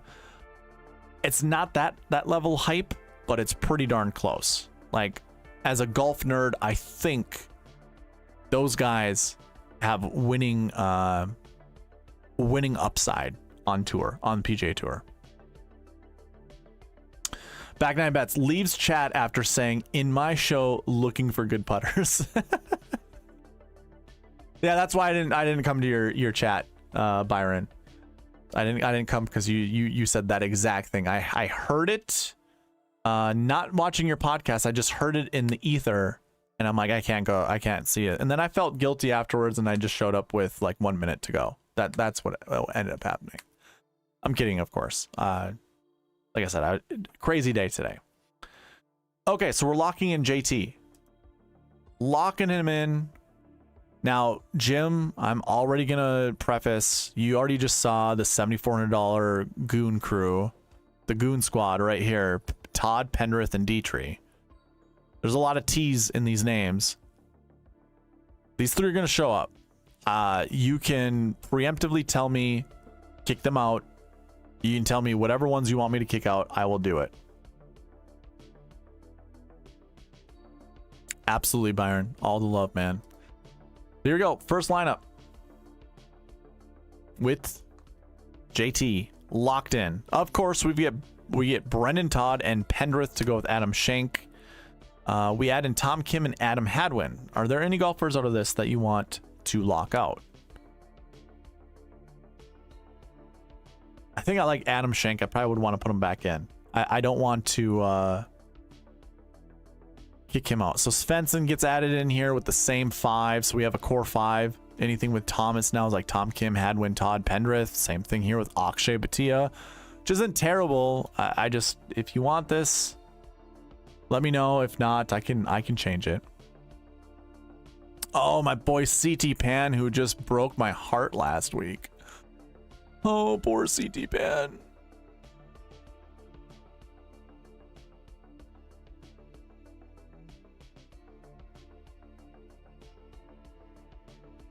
Oh, I should. I'm messing with my camera right now. For whatever reason, the gamma's out and so is the hue, and I don't understand why. Probably need to do a software update.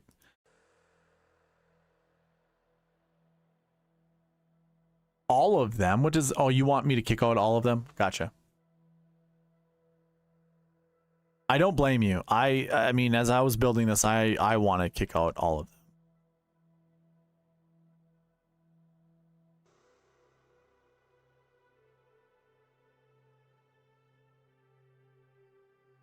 Byron goes, CT Pan had me thinking I needed a CT scan. Oof. That is like 80s rap lyrics right there. All right, so then when we kick out the $7,400 goons, we get the $7,500 goons. JJ Spawn and Brandon Woo Woo. You Woo, I think that's what you had, Byron. Was Brandon Woo one of your dudes? By the way, Jim, if you don't like JJ Spawn or Brandon Woo, let me know. And it looks like Tom Kim and Adam Hadwin are just the guys to go, okay, actually, we got an update here. If you also don't want Hadwin, let me know, because it looks like that's showing up a lot. All right, JJ Spawn finally getting the boot.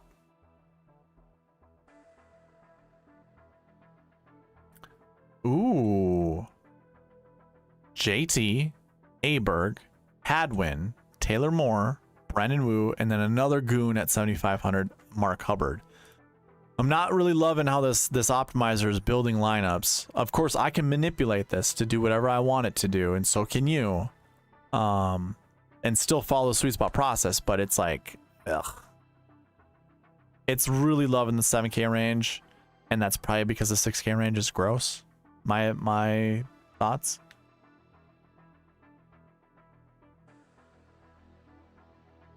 Byron goes, Brandon Woo to the moon, baby. Non-elevated beast. So he does well on non-elevated events. And Ian, I see your combo. I will definitely do that. I like that combo. Oh, Jim said add Rye. My apologies, man. I totally missed that. All right, Aaron Rye. This should help with the whole 7K issues. Yeah, it's not sexy.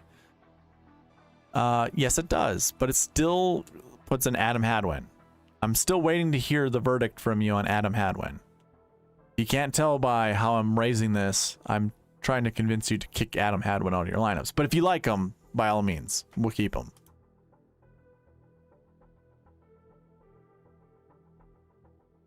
All right, you know what? I'm gonna do it. I don't want to see. I mean, it's just too much Adam Hadwin. It's never gonna be a good thing with that much Adam Hadwin. So we'll kick him out. Let's see what the optimizer does. Brian Harmon, Chris Kirk, Aaron Rye, Pendrith Schenk. That's fine. I don't mind something like that. It isn't sexy, but oh man, I don't want to play, as Degenerate calls him, the Hobbit. I don't want to play the Hobbit. Not this week. This isn't the week to do a Brian Harmon. Oh, Jaybird gets added to this lineup. Finau Thomas Rye. Holy moly. What is... Okay, I don't mind adding O'Hare. $6,200 O'Hare at this event, I think is okay.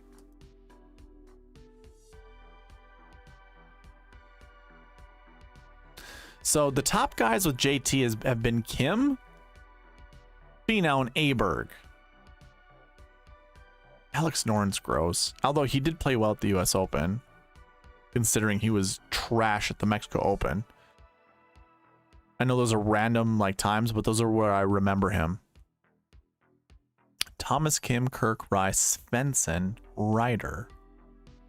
Thomas, Kim, Kirk, Rice, Svensson, Ryder. Not terrible. And it's different. Tom Kim shows up. I don't mind Tom Kim this week. I think that's fine.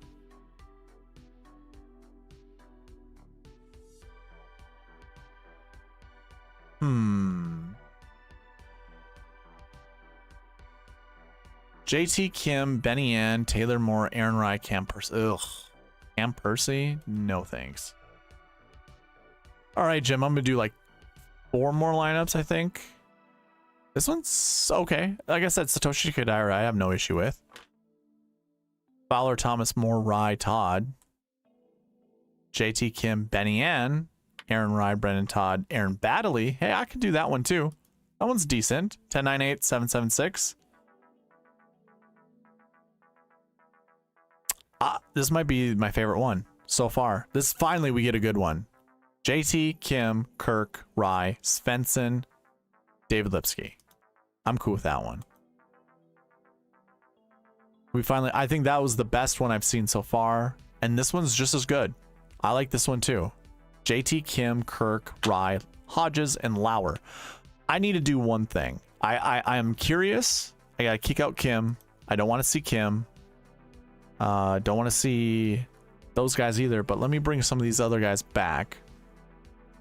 JK Lawrence goes, O'Hare's home course is about the same distance. What is O'Hare's home course? I don't remember off the top of my head. Hey, there was a Luke Donald question earlier, right? Joshua Maz says, can Luke Donald stay relevant this week? Here's a lineup where he can stay relevant. Although I don't really like that. 210Ks though, that's not terrible. All right, I'm gonna kick out Todd.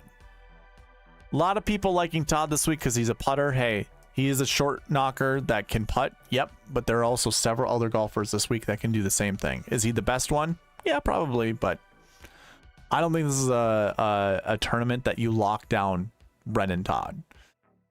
Finau, Thomas, Rai, Penrith, Svensson, Baddeley. I don't mind that one. For 210K golfers, that's my favorite one so far. Okay. Good to know, JK. Or I mean, knowing, I guess, the distance, that's good. Finau, Thomas, Rai, Penrith, Noren Johnson. Yeah, it's not terrible, not great. Okay, finally a new one. Love this. JT, Bradley, Kirk, Rai, Hosler, and Thompson. I'm not a huge Hosler fan, so I could do this one though. This is a good one. JT, Bradley, Kirk, Rai, Shank, Scott Stallings. Fowler, Thomas, Rai, Wu, Noren. Okay, well, those close. Noren will get the boot here. That's good. Okay, here we go. Another good one. Okay, this is my favorite one so far. I'll save this one because I was hating all of those other ones. They were, not all of them, but most of them were awful. First one that was save-worthy for me. JT, Davis, Kirk, Rai, Svensson, Ryder. Okay, I think that was enough, Jim. If you want me to see more lineups, go ahead and post it in there, but we'll get to the next one. Good Night wants Max Homa and Ches Reavie. I sure hope we'll see many different lineups this week. Or with this lineup, this combo. Where the hell's Reavie?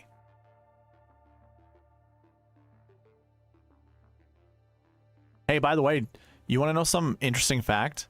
I was listening to the PGA Tour radio on my way down to the Geneva Country Club, where I golfed with the Fantasy Golf Pod guys.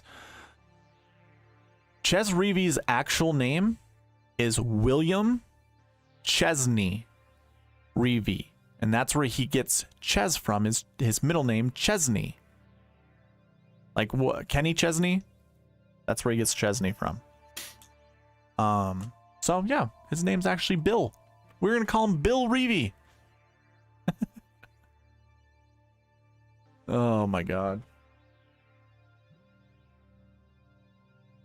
Homa, Sungjae, Adam Hadwin. Look at that. The $7,400 goons are there as well.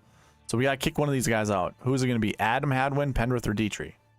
Or even Sungjae?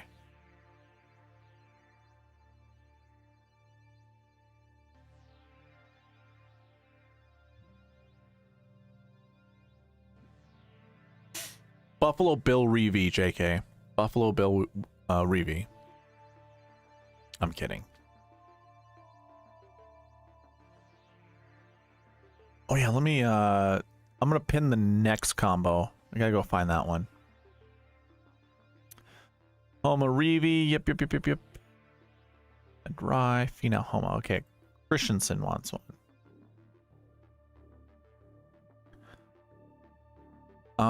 And then I see you, Andy Mira. I will do that. So Ian is ahead of you, and then I'll do Im, Decky, and Finau. Good night wants Adam Hadwin out of there.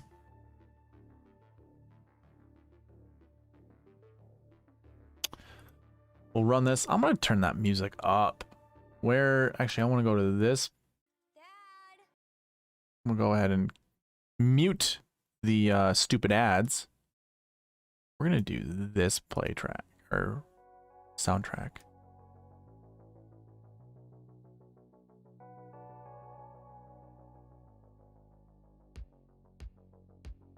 All right. So we have, okay, this is a good one. Homa, Im, Kirk, Pendrith, Shank, and Ches Reeve.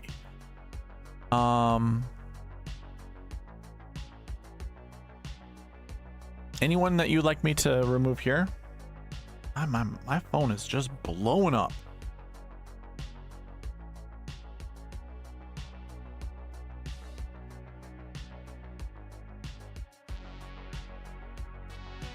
Yeah.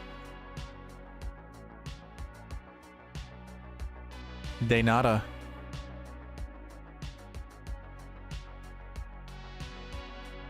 Alex McCullough, been away because of a family emergency. I'm sorry to hear that, man. Could I get your thoughts on 4 golfers? Davis, Riley, Sig, Jimmy Walker, and Peter Quest?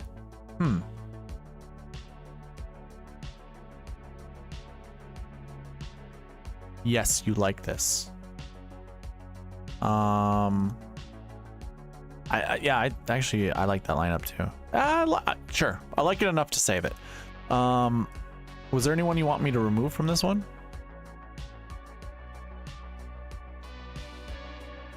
Remove Sungjae. Okay.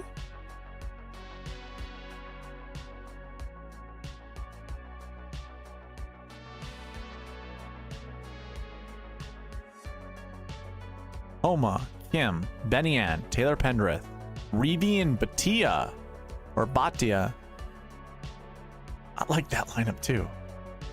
I full disclosure, not a huge Max Homa fan this week. I'm really not a Max Homa fan any week, except for when he's on POA, which is what we are on. It just, I don't know. I feel like we're getting to past winners Max Homa mentality. He looks very defeated on the golf course. Oh yeah, we gotta remove someone. Who are we removing? Benny Ann, Tom Kim, Taylor Pendrith?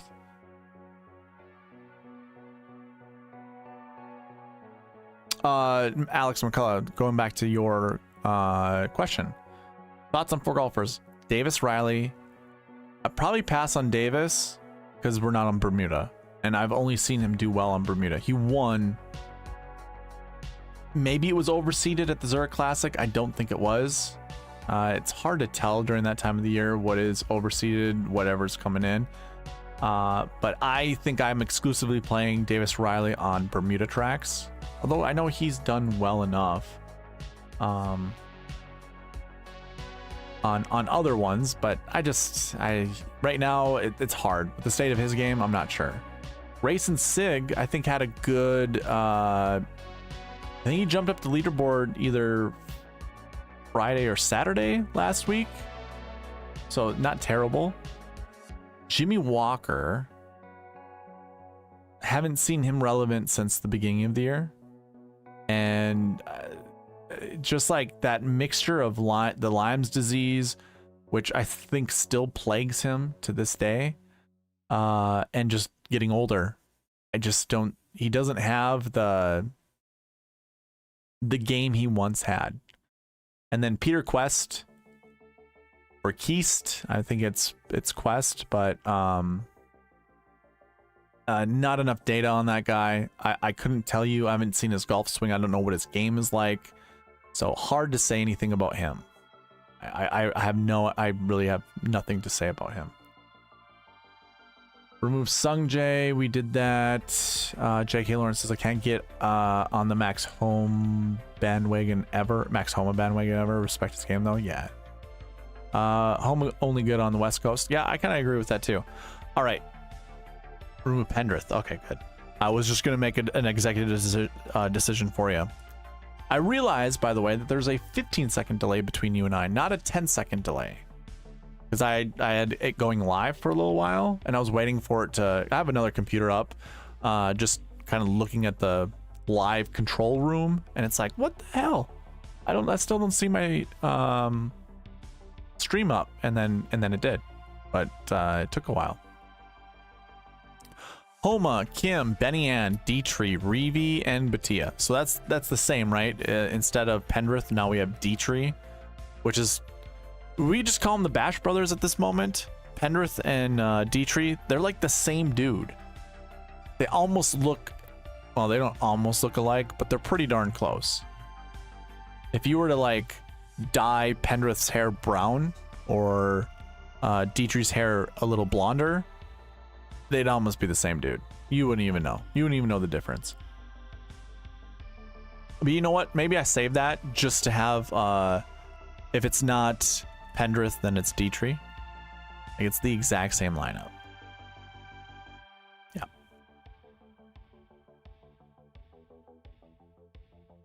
How about this? Good luck, Jim. Have a good one, man. By the way, Jim is slaying it in our league. He's at the top of at least this segment. Jim's doing well. Homa, Kim, and Dietrich, Reeve, Batia, or Batia. I'm gonna go ahead and remove Dietrich.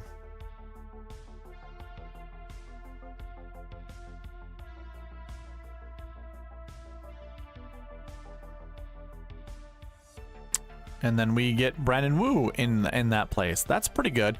You know what? I might think... Shoot. This isn't a terrible, like, cascading method, right? So, like, if you were to start with Homa, Kim, and Reeve, Batia, having Brandon Wu in there isn't terrible. I mean, like, you know, if you started with Pendrith and then you went to Dietrich and then to Brandon Wu, that's pretty good for, like, the cascading method.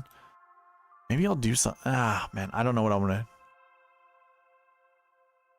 I don't know what I'm gonna do with that. I want to, but I also don't want to play those lineups. So let's see here. If we were cascading, I'm gonna kick out Benny Ann. It's a lot of Benny Ann. He can't be trusted that much.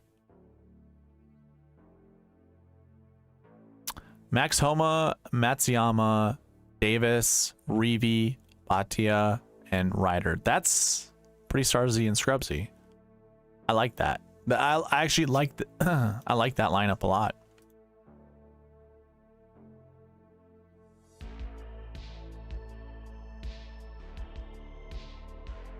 I probably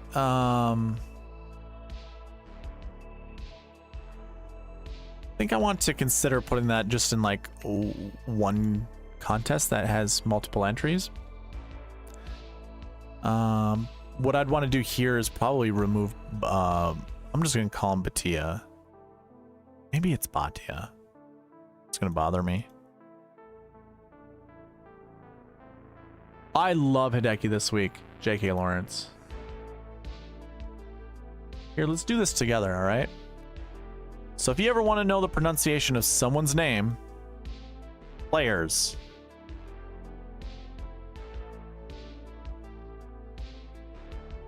Go into the player name. Go to the bio. Check the profile.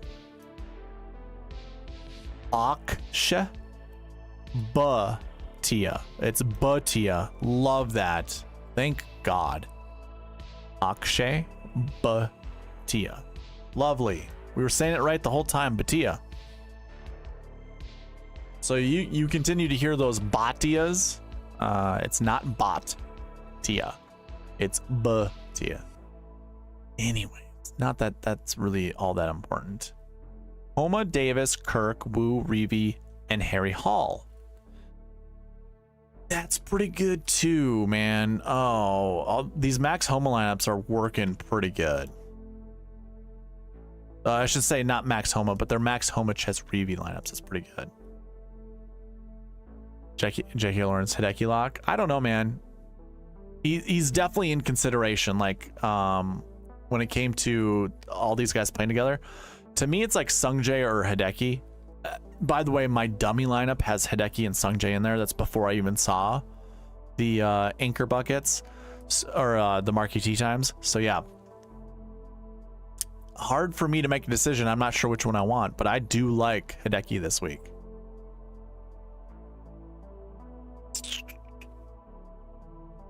All right, I think let's do one more for good night, and then we'll get on to the next couple.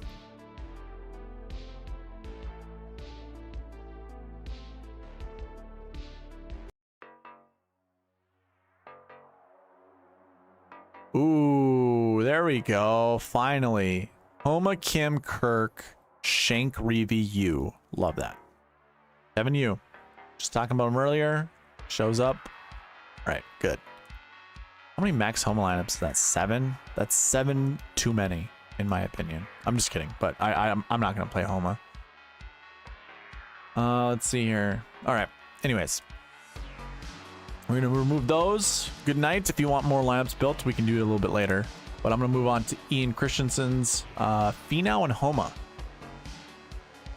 On very stars and Scrubsy.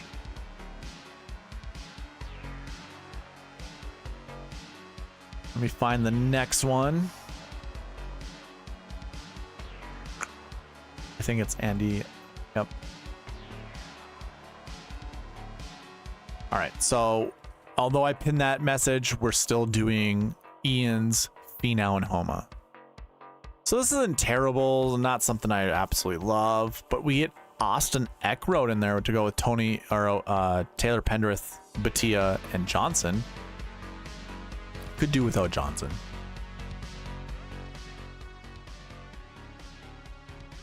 Finau, Homa, and Bhatia, Yu, Ryder. That's interesting. I don't mind that.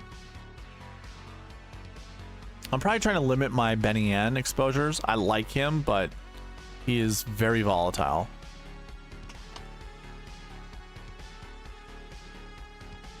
Akshay once again.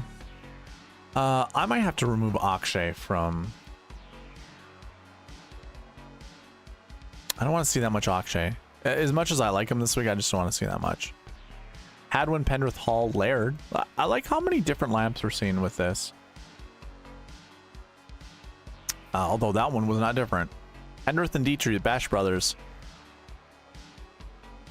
TP and TD. Okay. No. No. What the heck?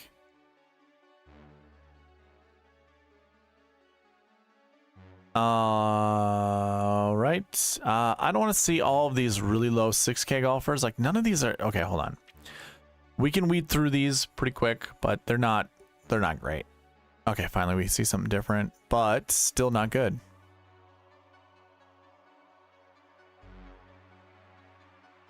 Hadwin. No. EVR this week, though, I could actually talk myself into. I don't mind playing EVR this week. Being a 6K golfer, remember, we don't fall in love with a 6K golfer. Joshua Mad says, Eric, please give me your favorite high, medium, and low price golfer. Sure. So it's Fowler and Matsuyama for me. How about this? Yeah, so Fowler, Matsuyama, very close second would be Cam Davis and Sungjae. I know that's 4, but I like them. Medium, we're saying like 8,300 and around 8,300 would be medium. I think it's Aberg. I don't mind. Okay, so Aberg and Eckroat would be my dudes in the medium range, but I also like Chris Kirk. And then kind of like low price.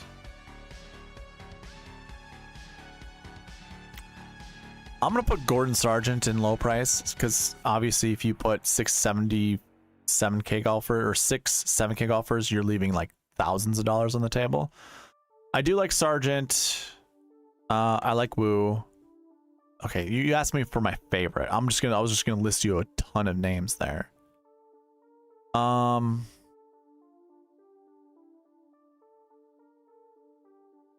I don't know. I'm not really sold on any of these 7Ks, so I'm just going to list all the ones that I like. Sergeant Wu, like those. I do like Pendrith Dietrich. The Doug Gim love everyone's doing, I don't really care for. I could actually get behind Nick Hardy this week, since we're on POA Bent, and he came from Illinois, like he went to the school in University of Illinois. We're pretty darn close to that location. So we're in that region, that's fine. I have to go back to CT Pan. I love the guy. I think he's more talented than that price tag. Will Gordon for sure. Bomber at $7,100. That should be a good one. Akshay, Kevin Yu. I might even go back to like someone like Cam Champ this week, by the way. And then Carson Young scores birdies in bunches, so I have no issue going there. I've highlighted 10 guys that I would consider in the low price, so I don't know if you care for that. You take 3 and I take 3. I'll put us in the $5 entry and we will split. If that's what you want to do, man, sure. I'll give you my 3 to go with your 3. This has to be Ricky's week. I agree. I think it has to be Ricky's week. Rocket Mortgage Classic. The guy is playing phenomenal. I mean, like, the guy he hasn't really been making mistakes on the golf course. That's huge. You can't really make mistakes here, but to go along with the mistakes he hasn't been making, he's also been rolling the putter really well.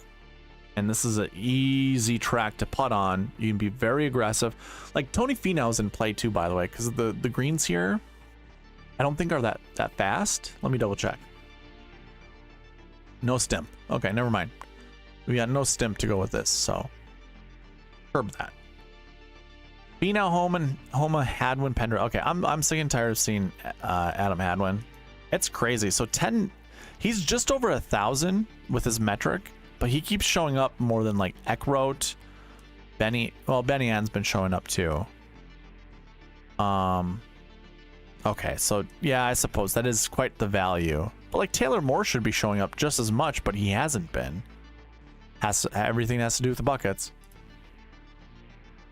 J.K. Lawrence, he's playing like there's magic in his blood or something. I just think he's back to kind of being the old Ricky, the guy that the same Ricky that finished T5 or better in the 4 major championships from that year. I think he's kind of commanding the golf ball to go where he wants. But I think one of the other big things is the putting. One thing to note, what the hell's going on with Ricky's mouth? You ever notice, like, when they do a close-up, he's always, like, swirling something in his mouth, and he's kind of, like, pursing his lips every single time? And even when he's talking at the press conference, he's also doing that? It's like, there's got to be something going on with his mouth, or he's always eating something? I don't know. Probably has something to do with... Hey, I wouldn't be surprised if that's something to do with why he's playing so well. It could be, like... some kind of what would you call it? Performance enhancement thing? Who knows? Who knows? Finau, Homo, Rye, Pendrith, Dietrich. There's the Bash Brothers once again. I think we get rid of Dietrich this time. Oh, you think it's tobacco? Does he chew? And what does he do? Just stomach it? Because I don't ever see him spit. Adderall gives you a dry mouth. But have you guys noticed that? Like, if you go back and you watch the US Open press conference, actually, I think it was even the Travelers. He's been doing that.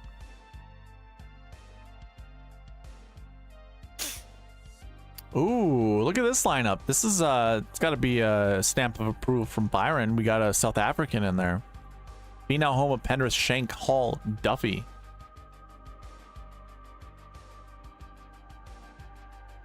See, I don't know what the rules are when it comes to these like performance enhancements, because you can smoke all the cigarettes you want. I mean, Angel Cabrera has proven that.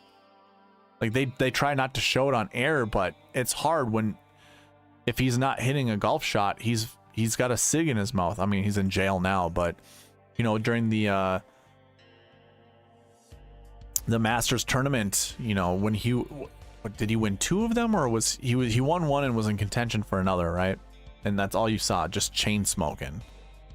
But yeah, you see people spitting, you see people chewing. I forget some of those other guys that you see out there with just always a chaw in their mouth. I forget. Michael O'Neill, is Keegan viable? Yes. Keegan might be playing. I mean, he was already playing some really good golf. The only question you have to ask yourself, do you think he's going to have a hangover? I don't know. I don't think he will. I think he's going to be fine. Edibles, gummies. Yeah, he could. It's just weird. Would you be sucking on a gummy or an edible for that long? It looks like a Tic Tac. Like one of the times that he was like moving around in his mouth, there was something white. It looked like a Tic Tac. Pot Geeter interesting you at all this week, or however you say his name? No, Byron. I don't mean to ask this condescendingly, if that's what it sounds like in my tone, but why would I be on that guy? Who is that guy? And who got you on that guy?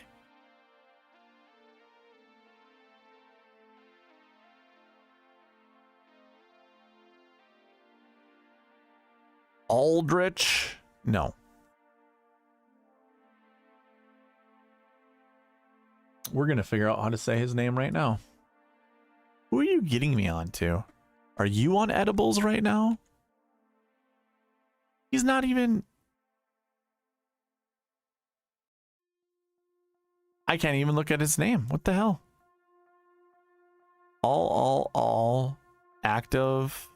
How about all players? There he is. Oh, another South African. Okay, that's why you know him. Gotcha. And we don't know how to say his name? Nope. We don't know how to say his name.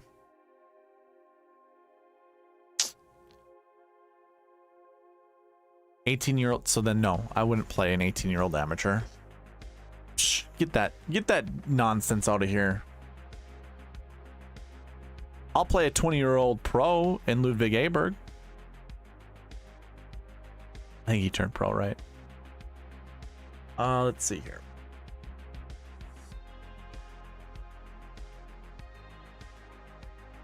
There's your boy MJ Duffy. Let's see. We're doing lineups for Ian. Ian goes, might have to change up the build. Not sure I really like the 210k build so far. Yeah, I'm not liking the 210k builds either. Although something like this is fine. Finau, Homo, Hubbard. I'll save this one. It's a little different. And it'll probably be my only exposure to Zach Blair. I'm not going to be playing Zach Blair. Got to scratch the throat on the G's. I won't lie, my throat right now is a bit sore. I am not gonna try that. Just not gonna try that.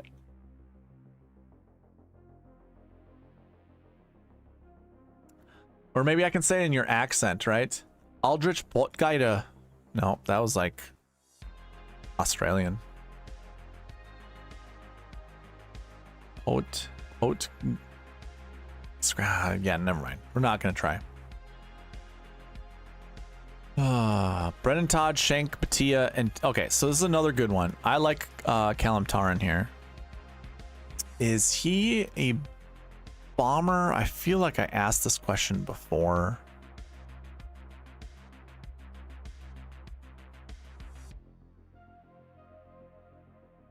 Yeah, he does hit he spanks the ball out there. Cool. I like that lineup.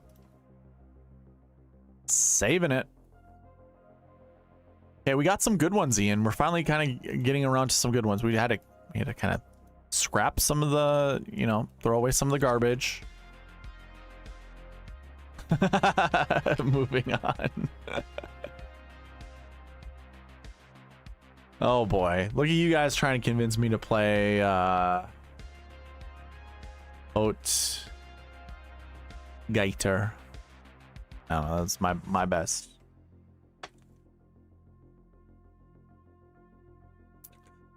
Nope, no, I wouldn't do that one.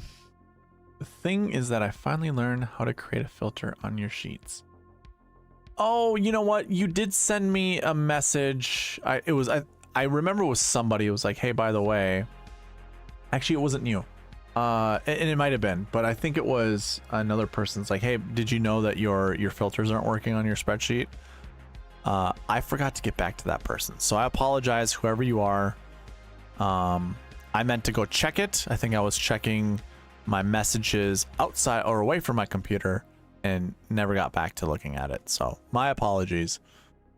But yeah, I think it's fine. All right, last one. Ooh, actually, I'll do one more after this one. We'll see how good this one is. Not good. One more. Sutton. Oh, well, there's the Jimmy Walker. Josh, I think was it you asking me about Jimmy Walker? Here he is. Maybe it wasn't Josh. Oh, it was Alex McCullough. There you go. There's Jimmy Walker for you. Justin Suh. Yeah, I mean, if you want a Walker lineup, this is a pretty good Walker lineup. I don't want a Walker lineup though. So, anyways, that was let's do this. That was those two. Now we're gonna get on to Andy's. Decky, and Finau. Okay, so something you should know. We talked about this during the Marquee Tee Times. and Decky are playing together, so I can make the exception. I got no issues making the exception. What I'll have to do is we've got Decky in group 1 and in group 1. So I just go down to group 1 and I open that up to 2. That way the optimizer doesn't freak out on me going, no, you're not supposed to do this. And we'll do that. And Finau. Whoa. This is very stars and scrubs.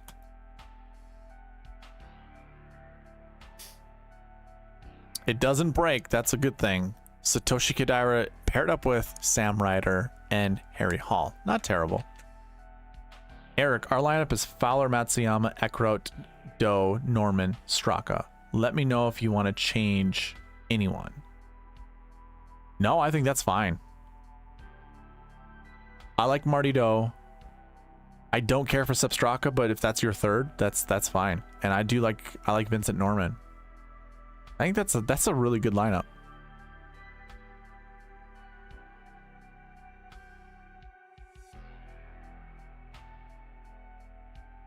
Yeah, I like that one.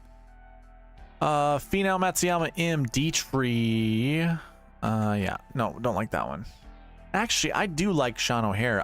I would rather play him than that other $6,500 guy. Kevin Yu to go with Ryder and Bird. Not terrible. Spawn season. Eesh. JK Lawrence, but your nickname's JJ? David Darnitzer, what's going on? I haven't seen you in this chat ever, dude. We call David Dafe. Hard F, Dafe. Oh, what? How about Keegan this week? Keegan's fine. I don't mind Keegan. Ooh, look at this lineup. I like this. Okay, so this is the best lineup so far, Andy. Finau, Matsuyama, Im, Batia, Ryder, Nunez. I like that. I'll save that one.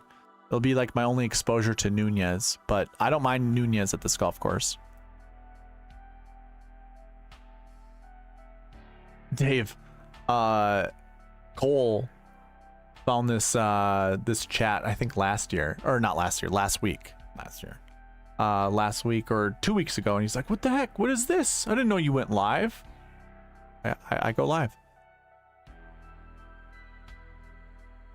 Jeff Jr. Okay.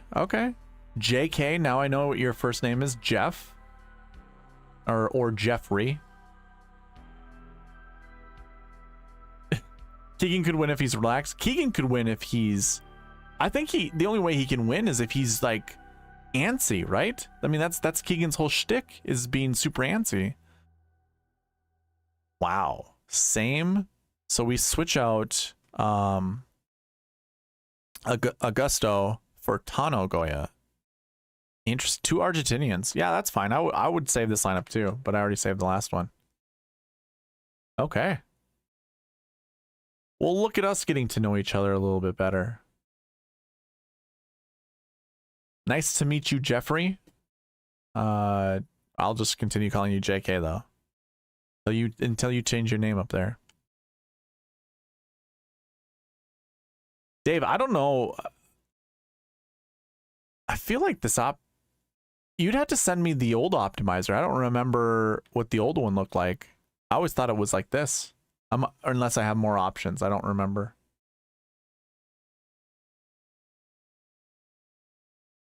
I also figured you were kind of out of the golf DFS thing, since, you know,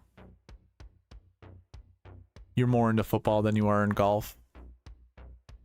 Finau, Matsuyama, Batia, Ryder, Donald. Well, that's one way to get to Donald.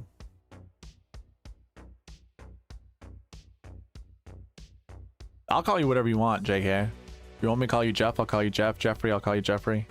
Up to you. Finau, Matsuyama, Im, Hall, Batia, and Nick Watney. Okay, so we're kind of getting into gross range. Looks like Batia's always going to show up. I mean, I do have the optimizer set to at least pick one 7K guy. I don't mind this one. Trevor Cohn. This is a great golf course for Trevor Cohn. I'm going to save that one.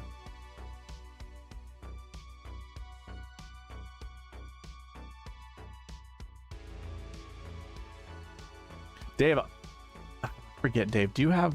Oh yeah, you and I share an account.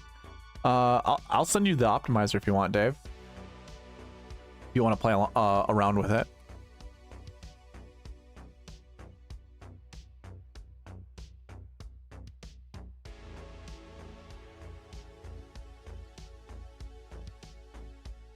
This is an interesting one too. I like Callum Tarran, and I also like David. Well, I shouldn't say I like David Lingmerth, but I could play David Lingmerth. All right. Andy, are these lineups sufficient, or would you like me to build a couple more?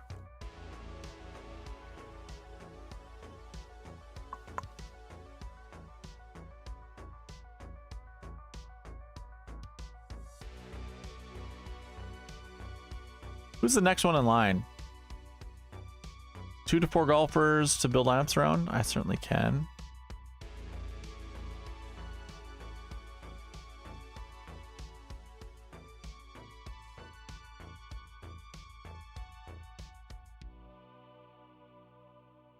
Heck, I think that there's got to be one other one, right?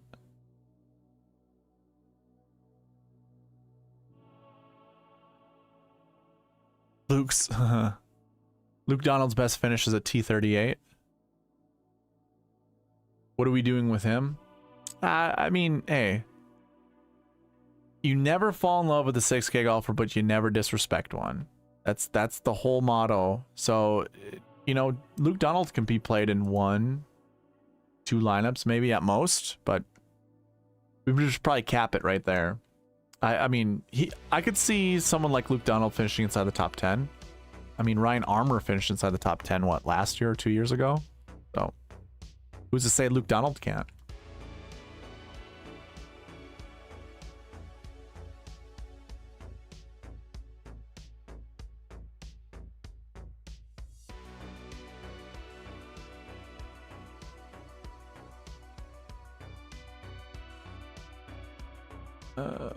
Dave, I sent you an email from last, whatever email that I had of yours. There's no topic or subject to it, so optimizer's there for you.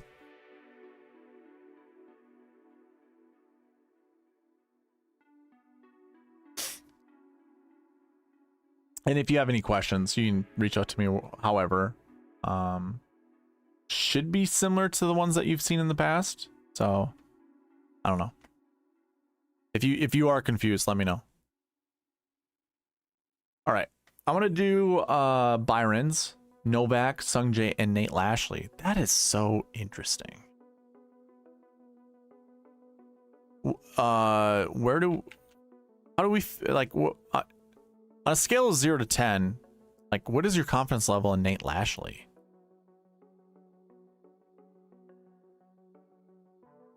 And also, what's your confidence level in Andrew Novak?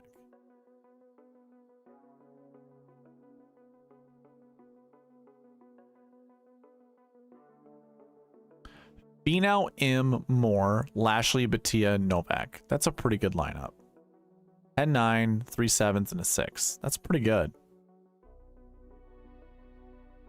Yeah, I can save that one. Which one do you want me to remove from here, by the way? Because it looks like Novak's going to be the lowest guy, and he's always going to be a low guy. I'm not going to change that. Leaving $600 on the table, too. Interesting. I would guess we either remove Batia or we remove Moore. Yeah, that's probably how I'd feel, too, Byron, on those guys, too. Mine is 8 on really? You have a little bit more confidence on Lashley. Okay. Good to know.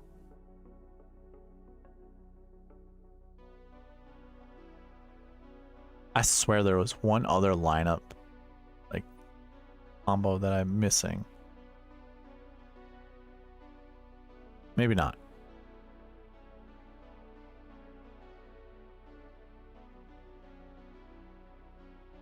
Nope, we're good. Never mind, we're good. We're all caught up. Get Batia out of there.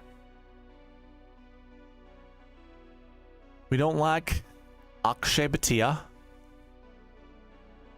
Get him out of there. We're not cooking with that. Past champ irons are dialed. Are they? Are they dialed? How do we know? How do we know his irons are dialed? I need to challenge you on this one, Byron. If that's your real name. Lashley. Nate Dogg. You know what? Eminem once did, I mean, Nate Dogg was in a lot of his videos, so, or not a lot, but enough. They're friends. Nate Dogg, we can do Nate Dogg in Detroit.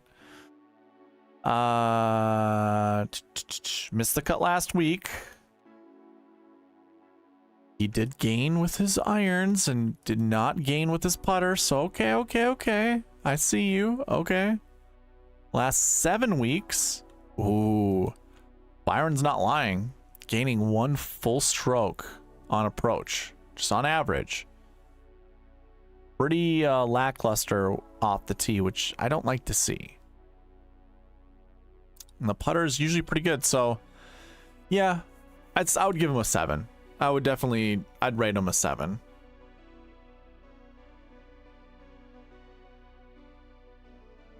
Okay. Cool. Ooh, your boy MJ Duffy.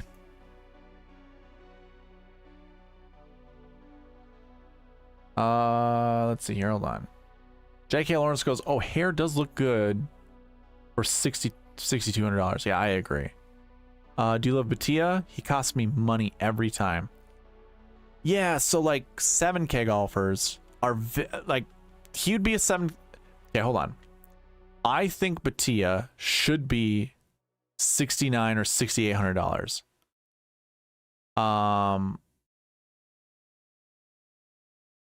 The fact he's 7K doesn't change my thought process on him being a 6K golfer. Like, again, you don't want to fall in love with a 6K golfer, but you also never want to disrespect one. So I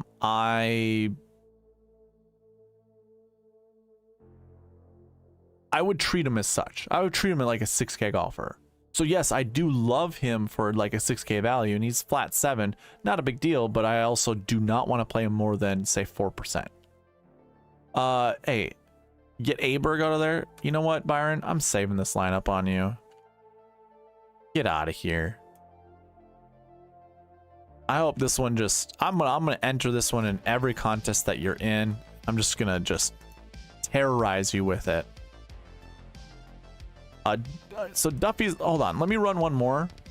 Duffy's gonna be kicked out of this one. Let's see if it changes just naturally. See, it did. Ricky Fowler, M. Davis Lash, you know, yeah, that's another good one. Look at you. You picked kind of a good crew of golfers here.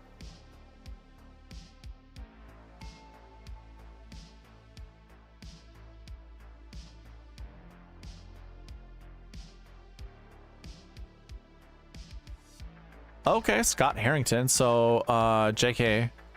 So Sean O'Hara at 62 is a good flyer. Scott Harrington at 61 is also a pretty good flyer. Oh, okay. Byron's just doing the exact he's just going anti-chalk. That's what this is. Cameron Davis, sure, I'll kick Cameron Davis out. Dude, Byron, your guest on Wednesdays is intense. It's like, he's got that brow line, and then he's got that, when he's talking, he's just, hey, I like, you know, I like, no, ownership, no, I don't want ownership. He's gonna be chalk. He's gonna be chalk. I can't do it. I gotta work on it, but I literally will watch him, and I kind of do this as I'm watching him, like,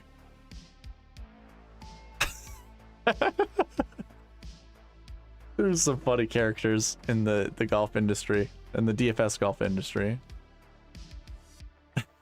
It's so good. And he's so like amped. Like I feel like the guy is like on 1,000 milligrams of caffeine or cocaine. One of the two. Oh my god. Yes, that's who it is. Yeah, you know who I'm talking about, just with the,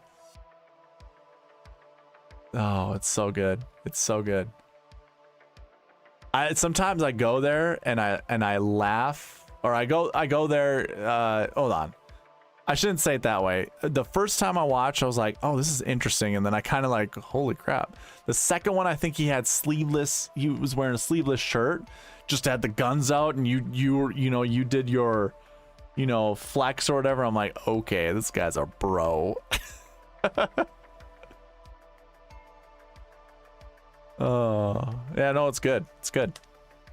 Although I don't care about ownership. So whenever I hear that stuff coming from you or him, I'm just like, oh, roll my eyes.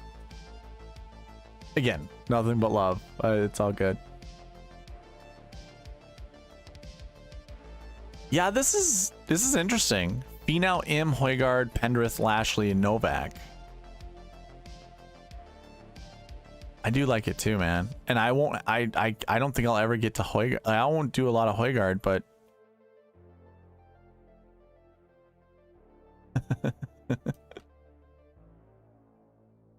Oh man. There we go. That's awesome, JK. I love Byron. Byron's good shit. To me, Byron's got to be one of the more genuine people in DFS golf. He gives it to you exactly how he feels. He doesn't try to hide behind a layer of deceit, or he doesn't try to really sell you anything. I should say this. the stuff that he does talk about, he genuinely believes. And he obviously he does have things to provide, you know, like the rotoballer and stuff like that. So yeah, if anyone else isn't subscribed to Back9Bets, he's a good dude. I think you'll enjoy his content. If you don't know who he is, yeah, go check him out.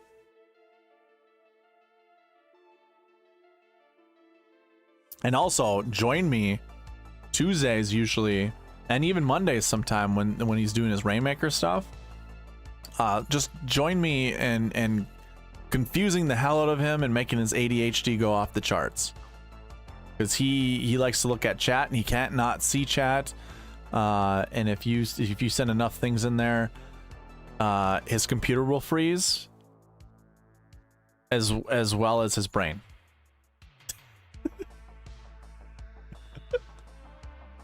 Oh, it's good stuff.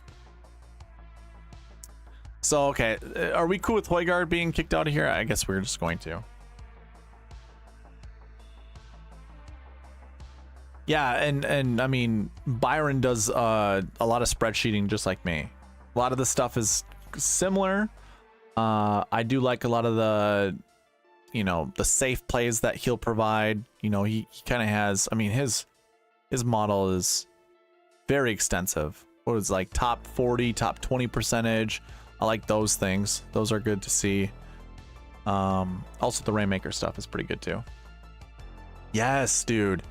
I sometimes just go there when I see him live. I just get like that Grinch smile on my face.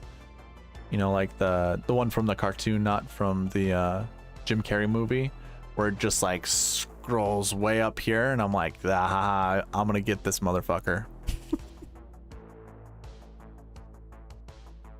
Oh, I should say mother father. Sorry, should not. There are people that do not like swear words, so I apologize if I offended anyone there. How are we feeling about this one, Byron? Oh yeah, you don't like Aberg. Brent Grant though smacks the ball, and I'm gonna save it again to terrorize Byron.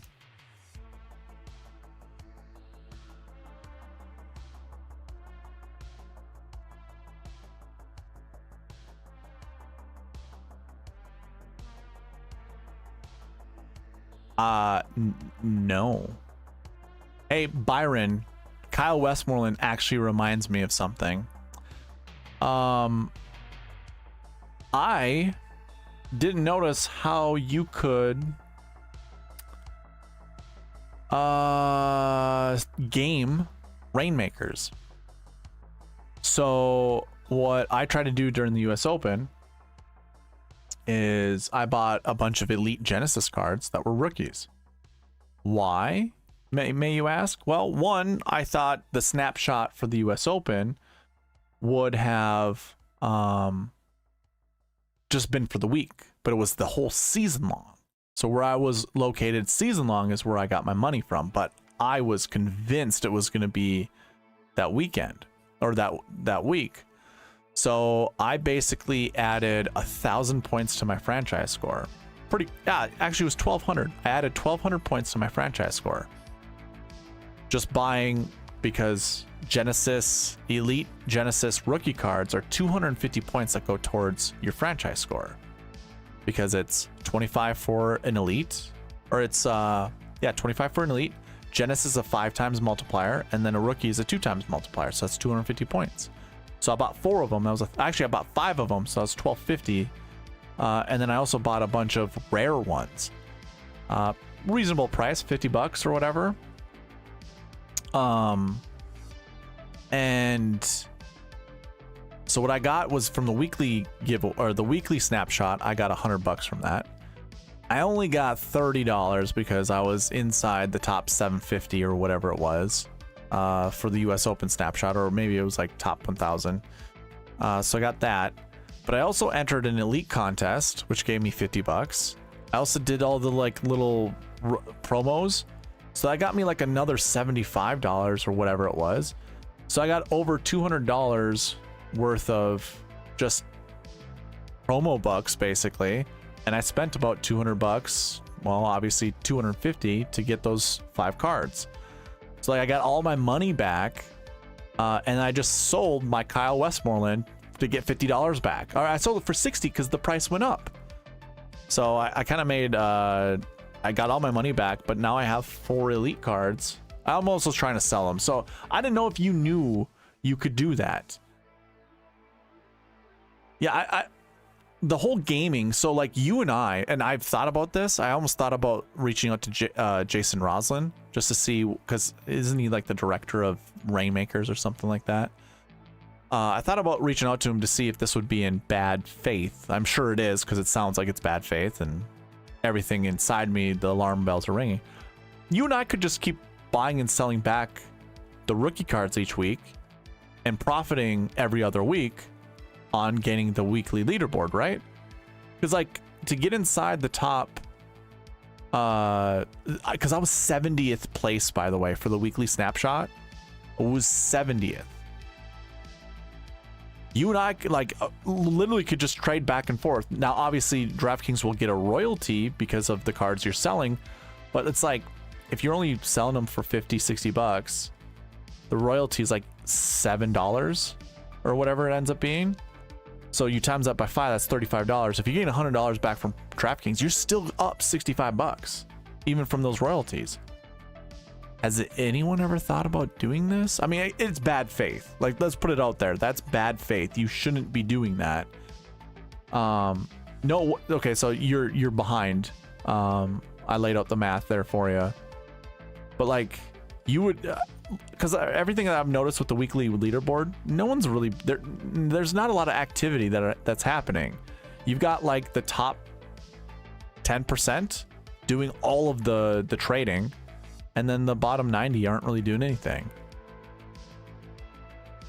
Yeah, that 10% sale fee would eat at you, but like I just said, it was like $7 because I again sold my Kyle Westmoreland for like $60 some, 64. So I think I got 57 back from that. Yeah, something I just was really interested in. Like I didn't think, I don't know. Interesting thought, nonetheless.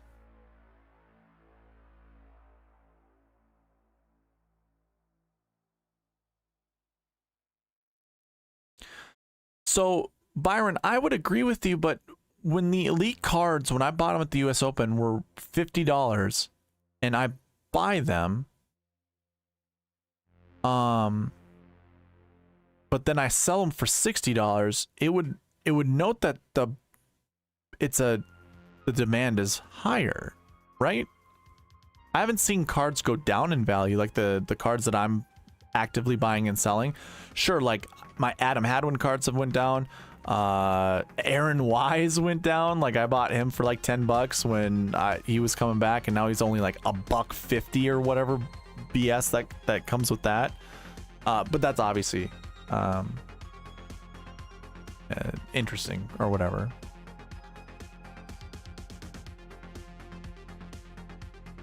Yeah, well, the US Open has its unique thing, and by the way, the Open Championship is also going to have a snapshot there as well. Yeah, I guess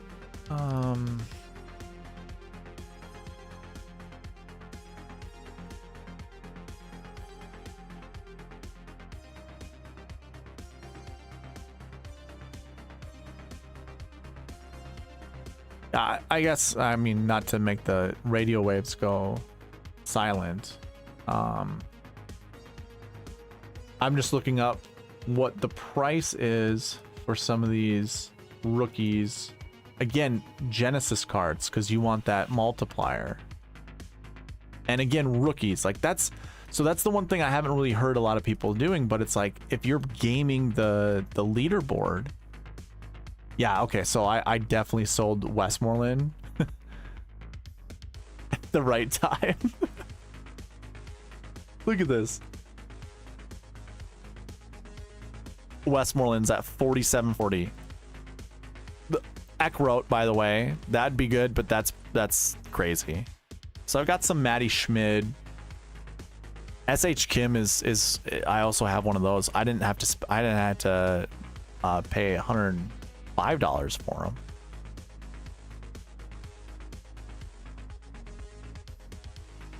You know what bothers me? These starter cards in NFL, I hate seeing this Blankenship guy. Whenever I come to this page, it's one of the first dudes I see. It's like, get out of here, dude. I played like one DraftKings or one Rainmakers thing for football, and that was it. I didn't even know what the hell it was.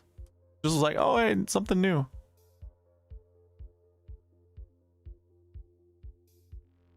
Yeah, I probably need to change my Kevin Roy.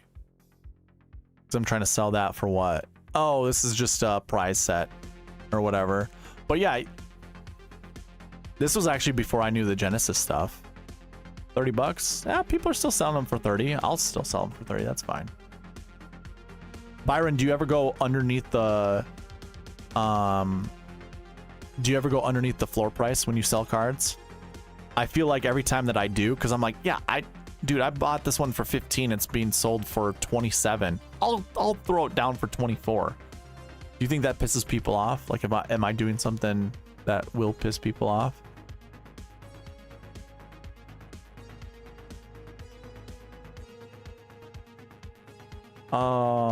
Let's see. Yeah, Genesis. What did I get them for? About for 60. So I could sell them for 100 right now. Oh, that's tempting. That is so tempting. 105. Holy crap.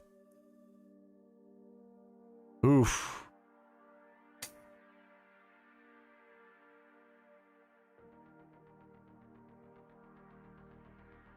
He's in my one lineup.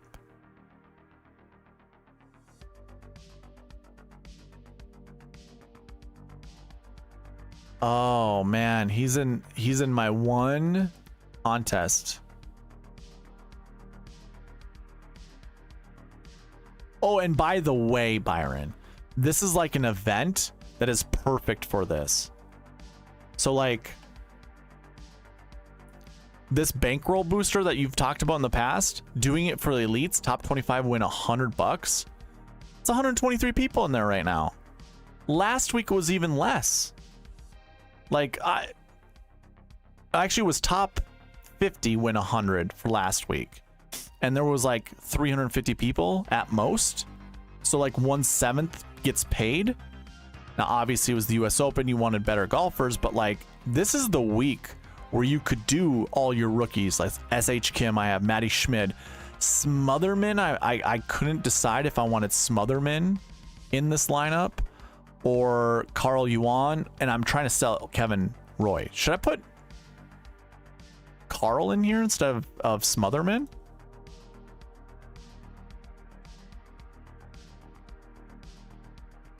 How are we feeling? Like, actually, that's what I was gonna look. Who's better in my list?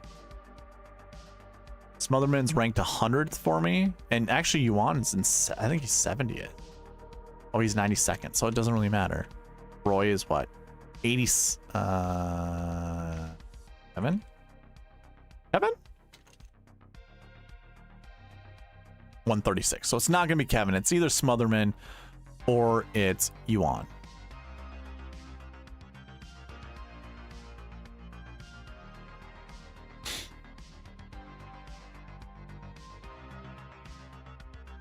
Let me catch up with chat. I'm so sorry, guys. I got on this tangent and just kept talking. Let's see. Goodnight says that's all you do is auction or sell their NFTs. It's totally fine. Okay. Yeah, I don't know what like the etiquette is when it comes to this kind of stuff. You can enter them into contests. I think you're really onto something there. You just stumbled on an extra benefit. Well, Westmoreland might be an outlier. Rodrigo. Yes, if you really don't like it, I'll dump him. Yeah, I agree. Big hype. JK says, cut your loss, secure the deal, get a new dude to it. Yeah, that's fair. I just like, I'm still at break even, if not now ahead when it comes to Rainmakers. Like if I were to go back and look at all the money that I spent on cards versus all the money that I got back from these promos and stuff that you don't know, like Byron,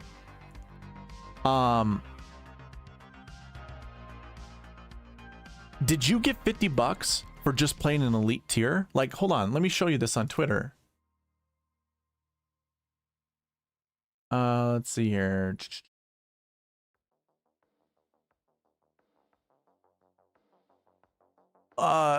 This is what I sent a friend. You've been credited with 50 bucks. You receive $50 for entering an elite tier travelers contest.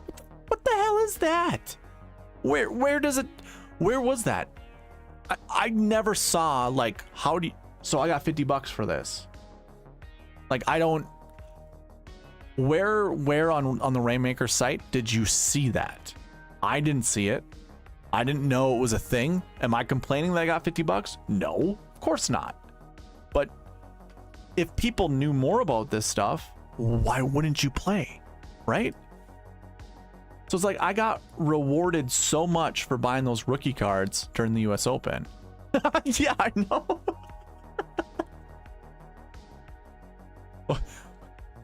Maybe I shouldn't have shown that. Maybe it was just a thing that I got for just being a cool person. I don't know. Did you get 50 bucks at some other time though? And your ADHD was just kicking you in the butt where you just didn't realize you got $50 from it? I mean, that was from an email. Like I just looked, I just happened to stumble across that email. It didn't show it to me in DraftKings. DraftKings didn't post that. It was just in the email.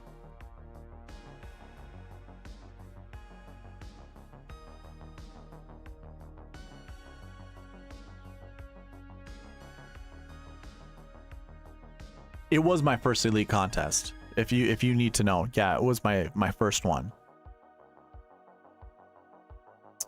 I still don't know if I want to play Smotherman or Smotherman. 0% top POA, 0% Bentgrass, so that's not lovely. Approach not so great. Okay, so he's sucking. So is it Yuan then? Oh, he's not any better. Holy moly. Okay, I got some duds here when it comes to, and 0%, 0%. Okay, so it's then it for me it's Smotherman. We're cool with that.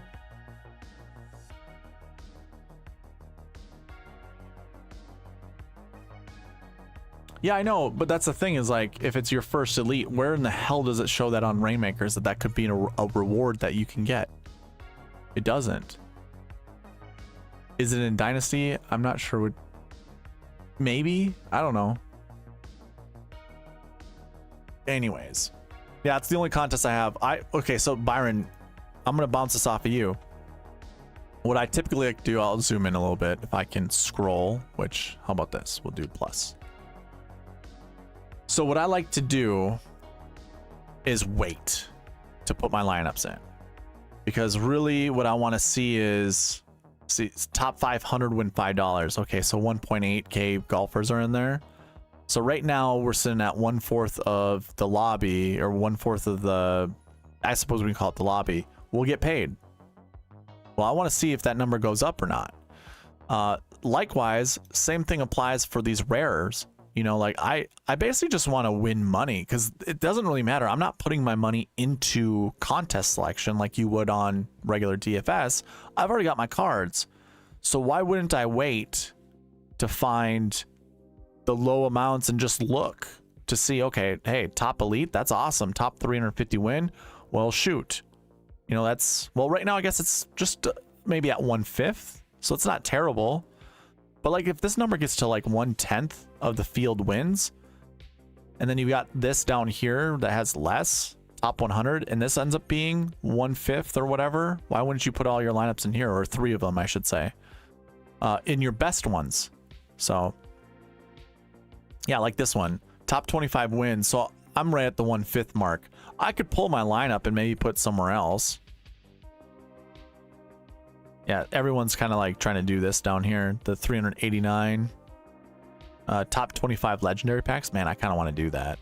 Top 125 win though. So that's the other thing. Top 125 win. Maybe I should put my lineup in here because that's a third of, you know. And I don't think I have a terrible lineup for the Rocket Mortgage Classic. Just my 2 cents. I don't know.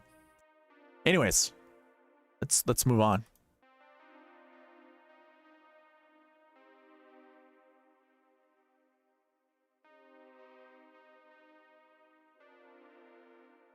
Whenever you guys get confused, refer to the buckets. Absolutely, JK. Love that. Yeah, I mean, I have to be honest. So, I shouldn't even say it in such a serious tone. For the last 4 weeks, I've been dealing with cluster headaches. I don't know if anyone else has ever experienced that, but it is intense. Look it up. They noted, or I don't remember where the study came from, but they put it on a pain scale, and it's at a 9.7 out of 10. Childbirth is at a 7.5. So I really don't know if it is more excruciating than childbirth, but it's also nicknamed the suicide headache, because literally you want to die whenever you get them. It's awful. I've been dealing with that for like the last 4 weeks.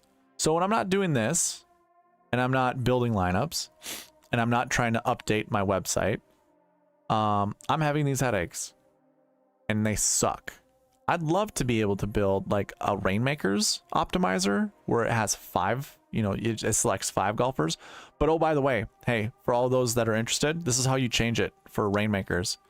You change this to 70,000, and you change this to, you just keep it at 49,200, and then you build lineups this way, and it will select the best golfers that you have in your Rainmakers. Like, you would obviously deselect, or you would delete, like literally what I would do is you just go in here and you delete like the golfers you don't have in your Rainmakers, and you can build your lineup space out. It will build you a lineup of 6, but you just take 5 of them, and that'll do the trick. So that's how you can do Rainmakers on the optimizer that I currently have, by the way. You just have to go in and manually remove some of the guys that you don't have in your player pool. So it does work. You can use this for your Rainmakers. Yeah, it's not fun. Not fun. And now you usually get it 1 hour after you fall asleep, and that's usually when I get them. So like, I don't get super quality sleep, which kind of sucks, but they come in cycles. That's why they call them cluster headaches. So I hope I'm more at the end of my cycle and they go away so I can enjoy the rest of my summer. That'd be wonderful. Anyways, yes, we got derailed. This lineup isn't so bad. Oh, wait. I need to change this back to 1. I noticed Kim and Decky were together. Or Kim and Thomas were together, right? Who's together? Kim and Im? Was that what it was? No. I don't know. Oh, it's Thomas and Im. That's right. Okay. Let's see here. I think we'll probably end it here. I had Andy Mira's lineups up there this whole time. My bad. I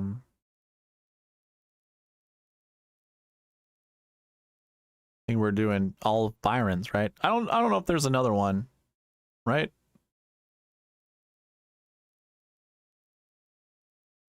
I don't know. I think we're probably just gonna call it quits, honestly. If someone really needs a lineup, let me know. Byron. Oh, Matty Schmidt. Look at this. My Rainmakers rookies in here. It was meant to be, right? Gotta save it. $800 left on the table? I don't know. I don't know about that. As much as I would love to see Matty Schmidt do well, I can't, in good faith, leave that much money on the table. I always say I will, but I never do. I'll be honest with you. I'll be upfront with you. I never leave that much money on the table. Too difficult. Vince Whaley. It's not terrible.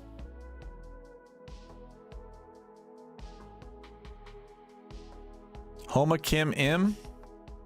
You want some max in your life? There's my Matty Schmid. 49.9. I'm doing it with Steven Yeager.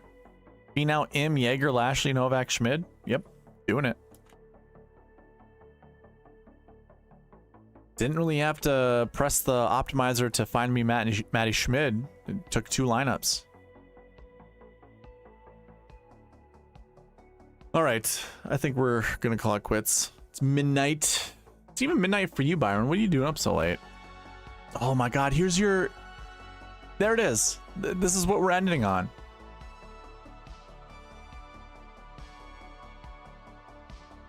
Hey, you have Vince, I got Schmid, and now you've got Potgeiter. See, that was terrible. I don't even know what accent that was. Potgeiter. I can't... the scratching of the throat ain't working.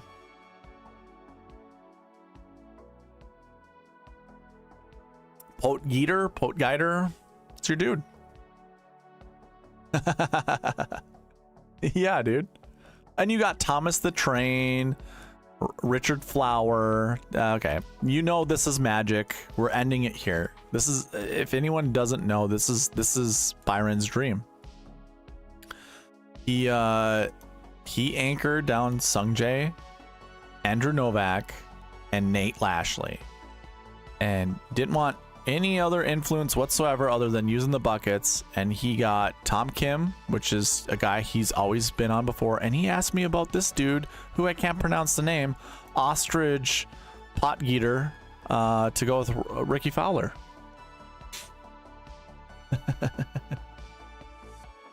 Hey, keep it in your pants until I end the stream, all right? Just be... I'm kidding.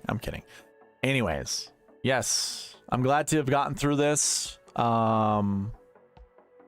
Sorry for not getting the preview video out there yesterday. Again, was on a golf vacation with the Fantasy Golf Pod boys. Yeah,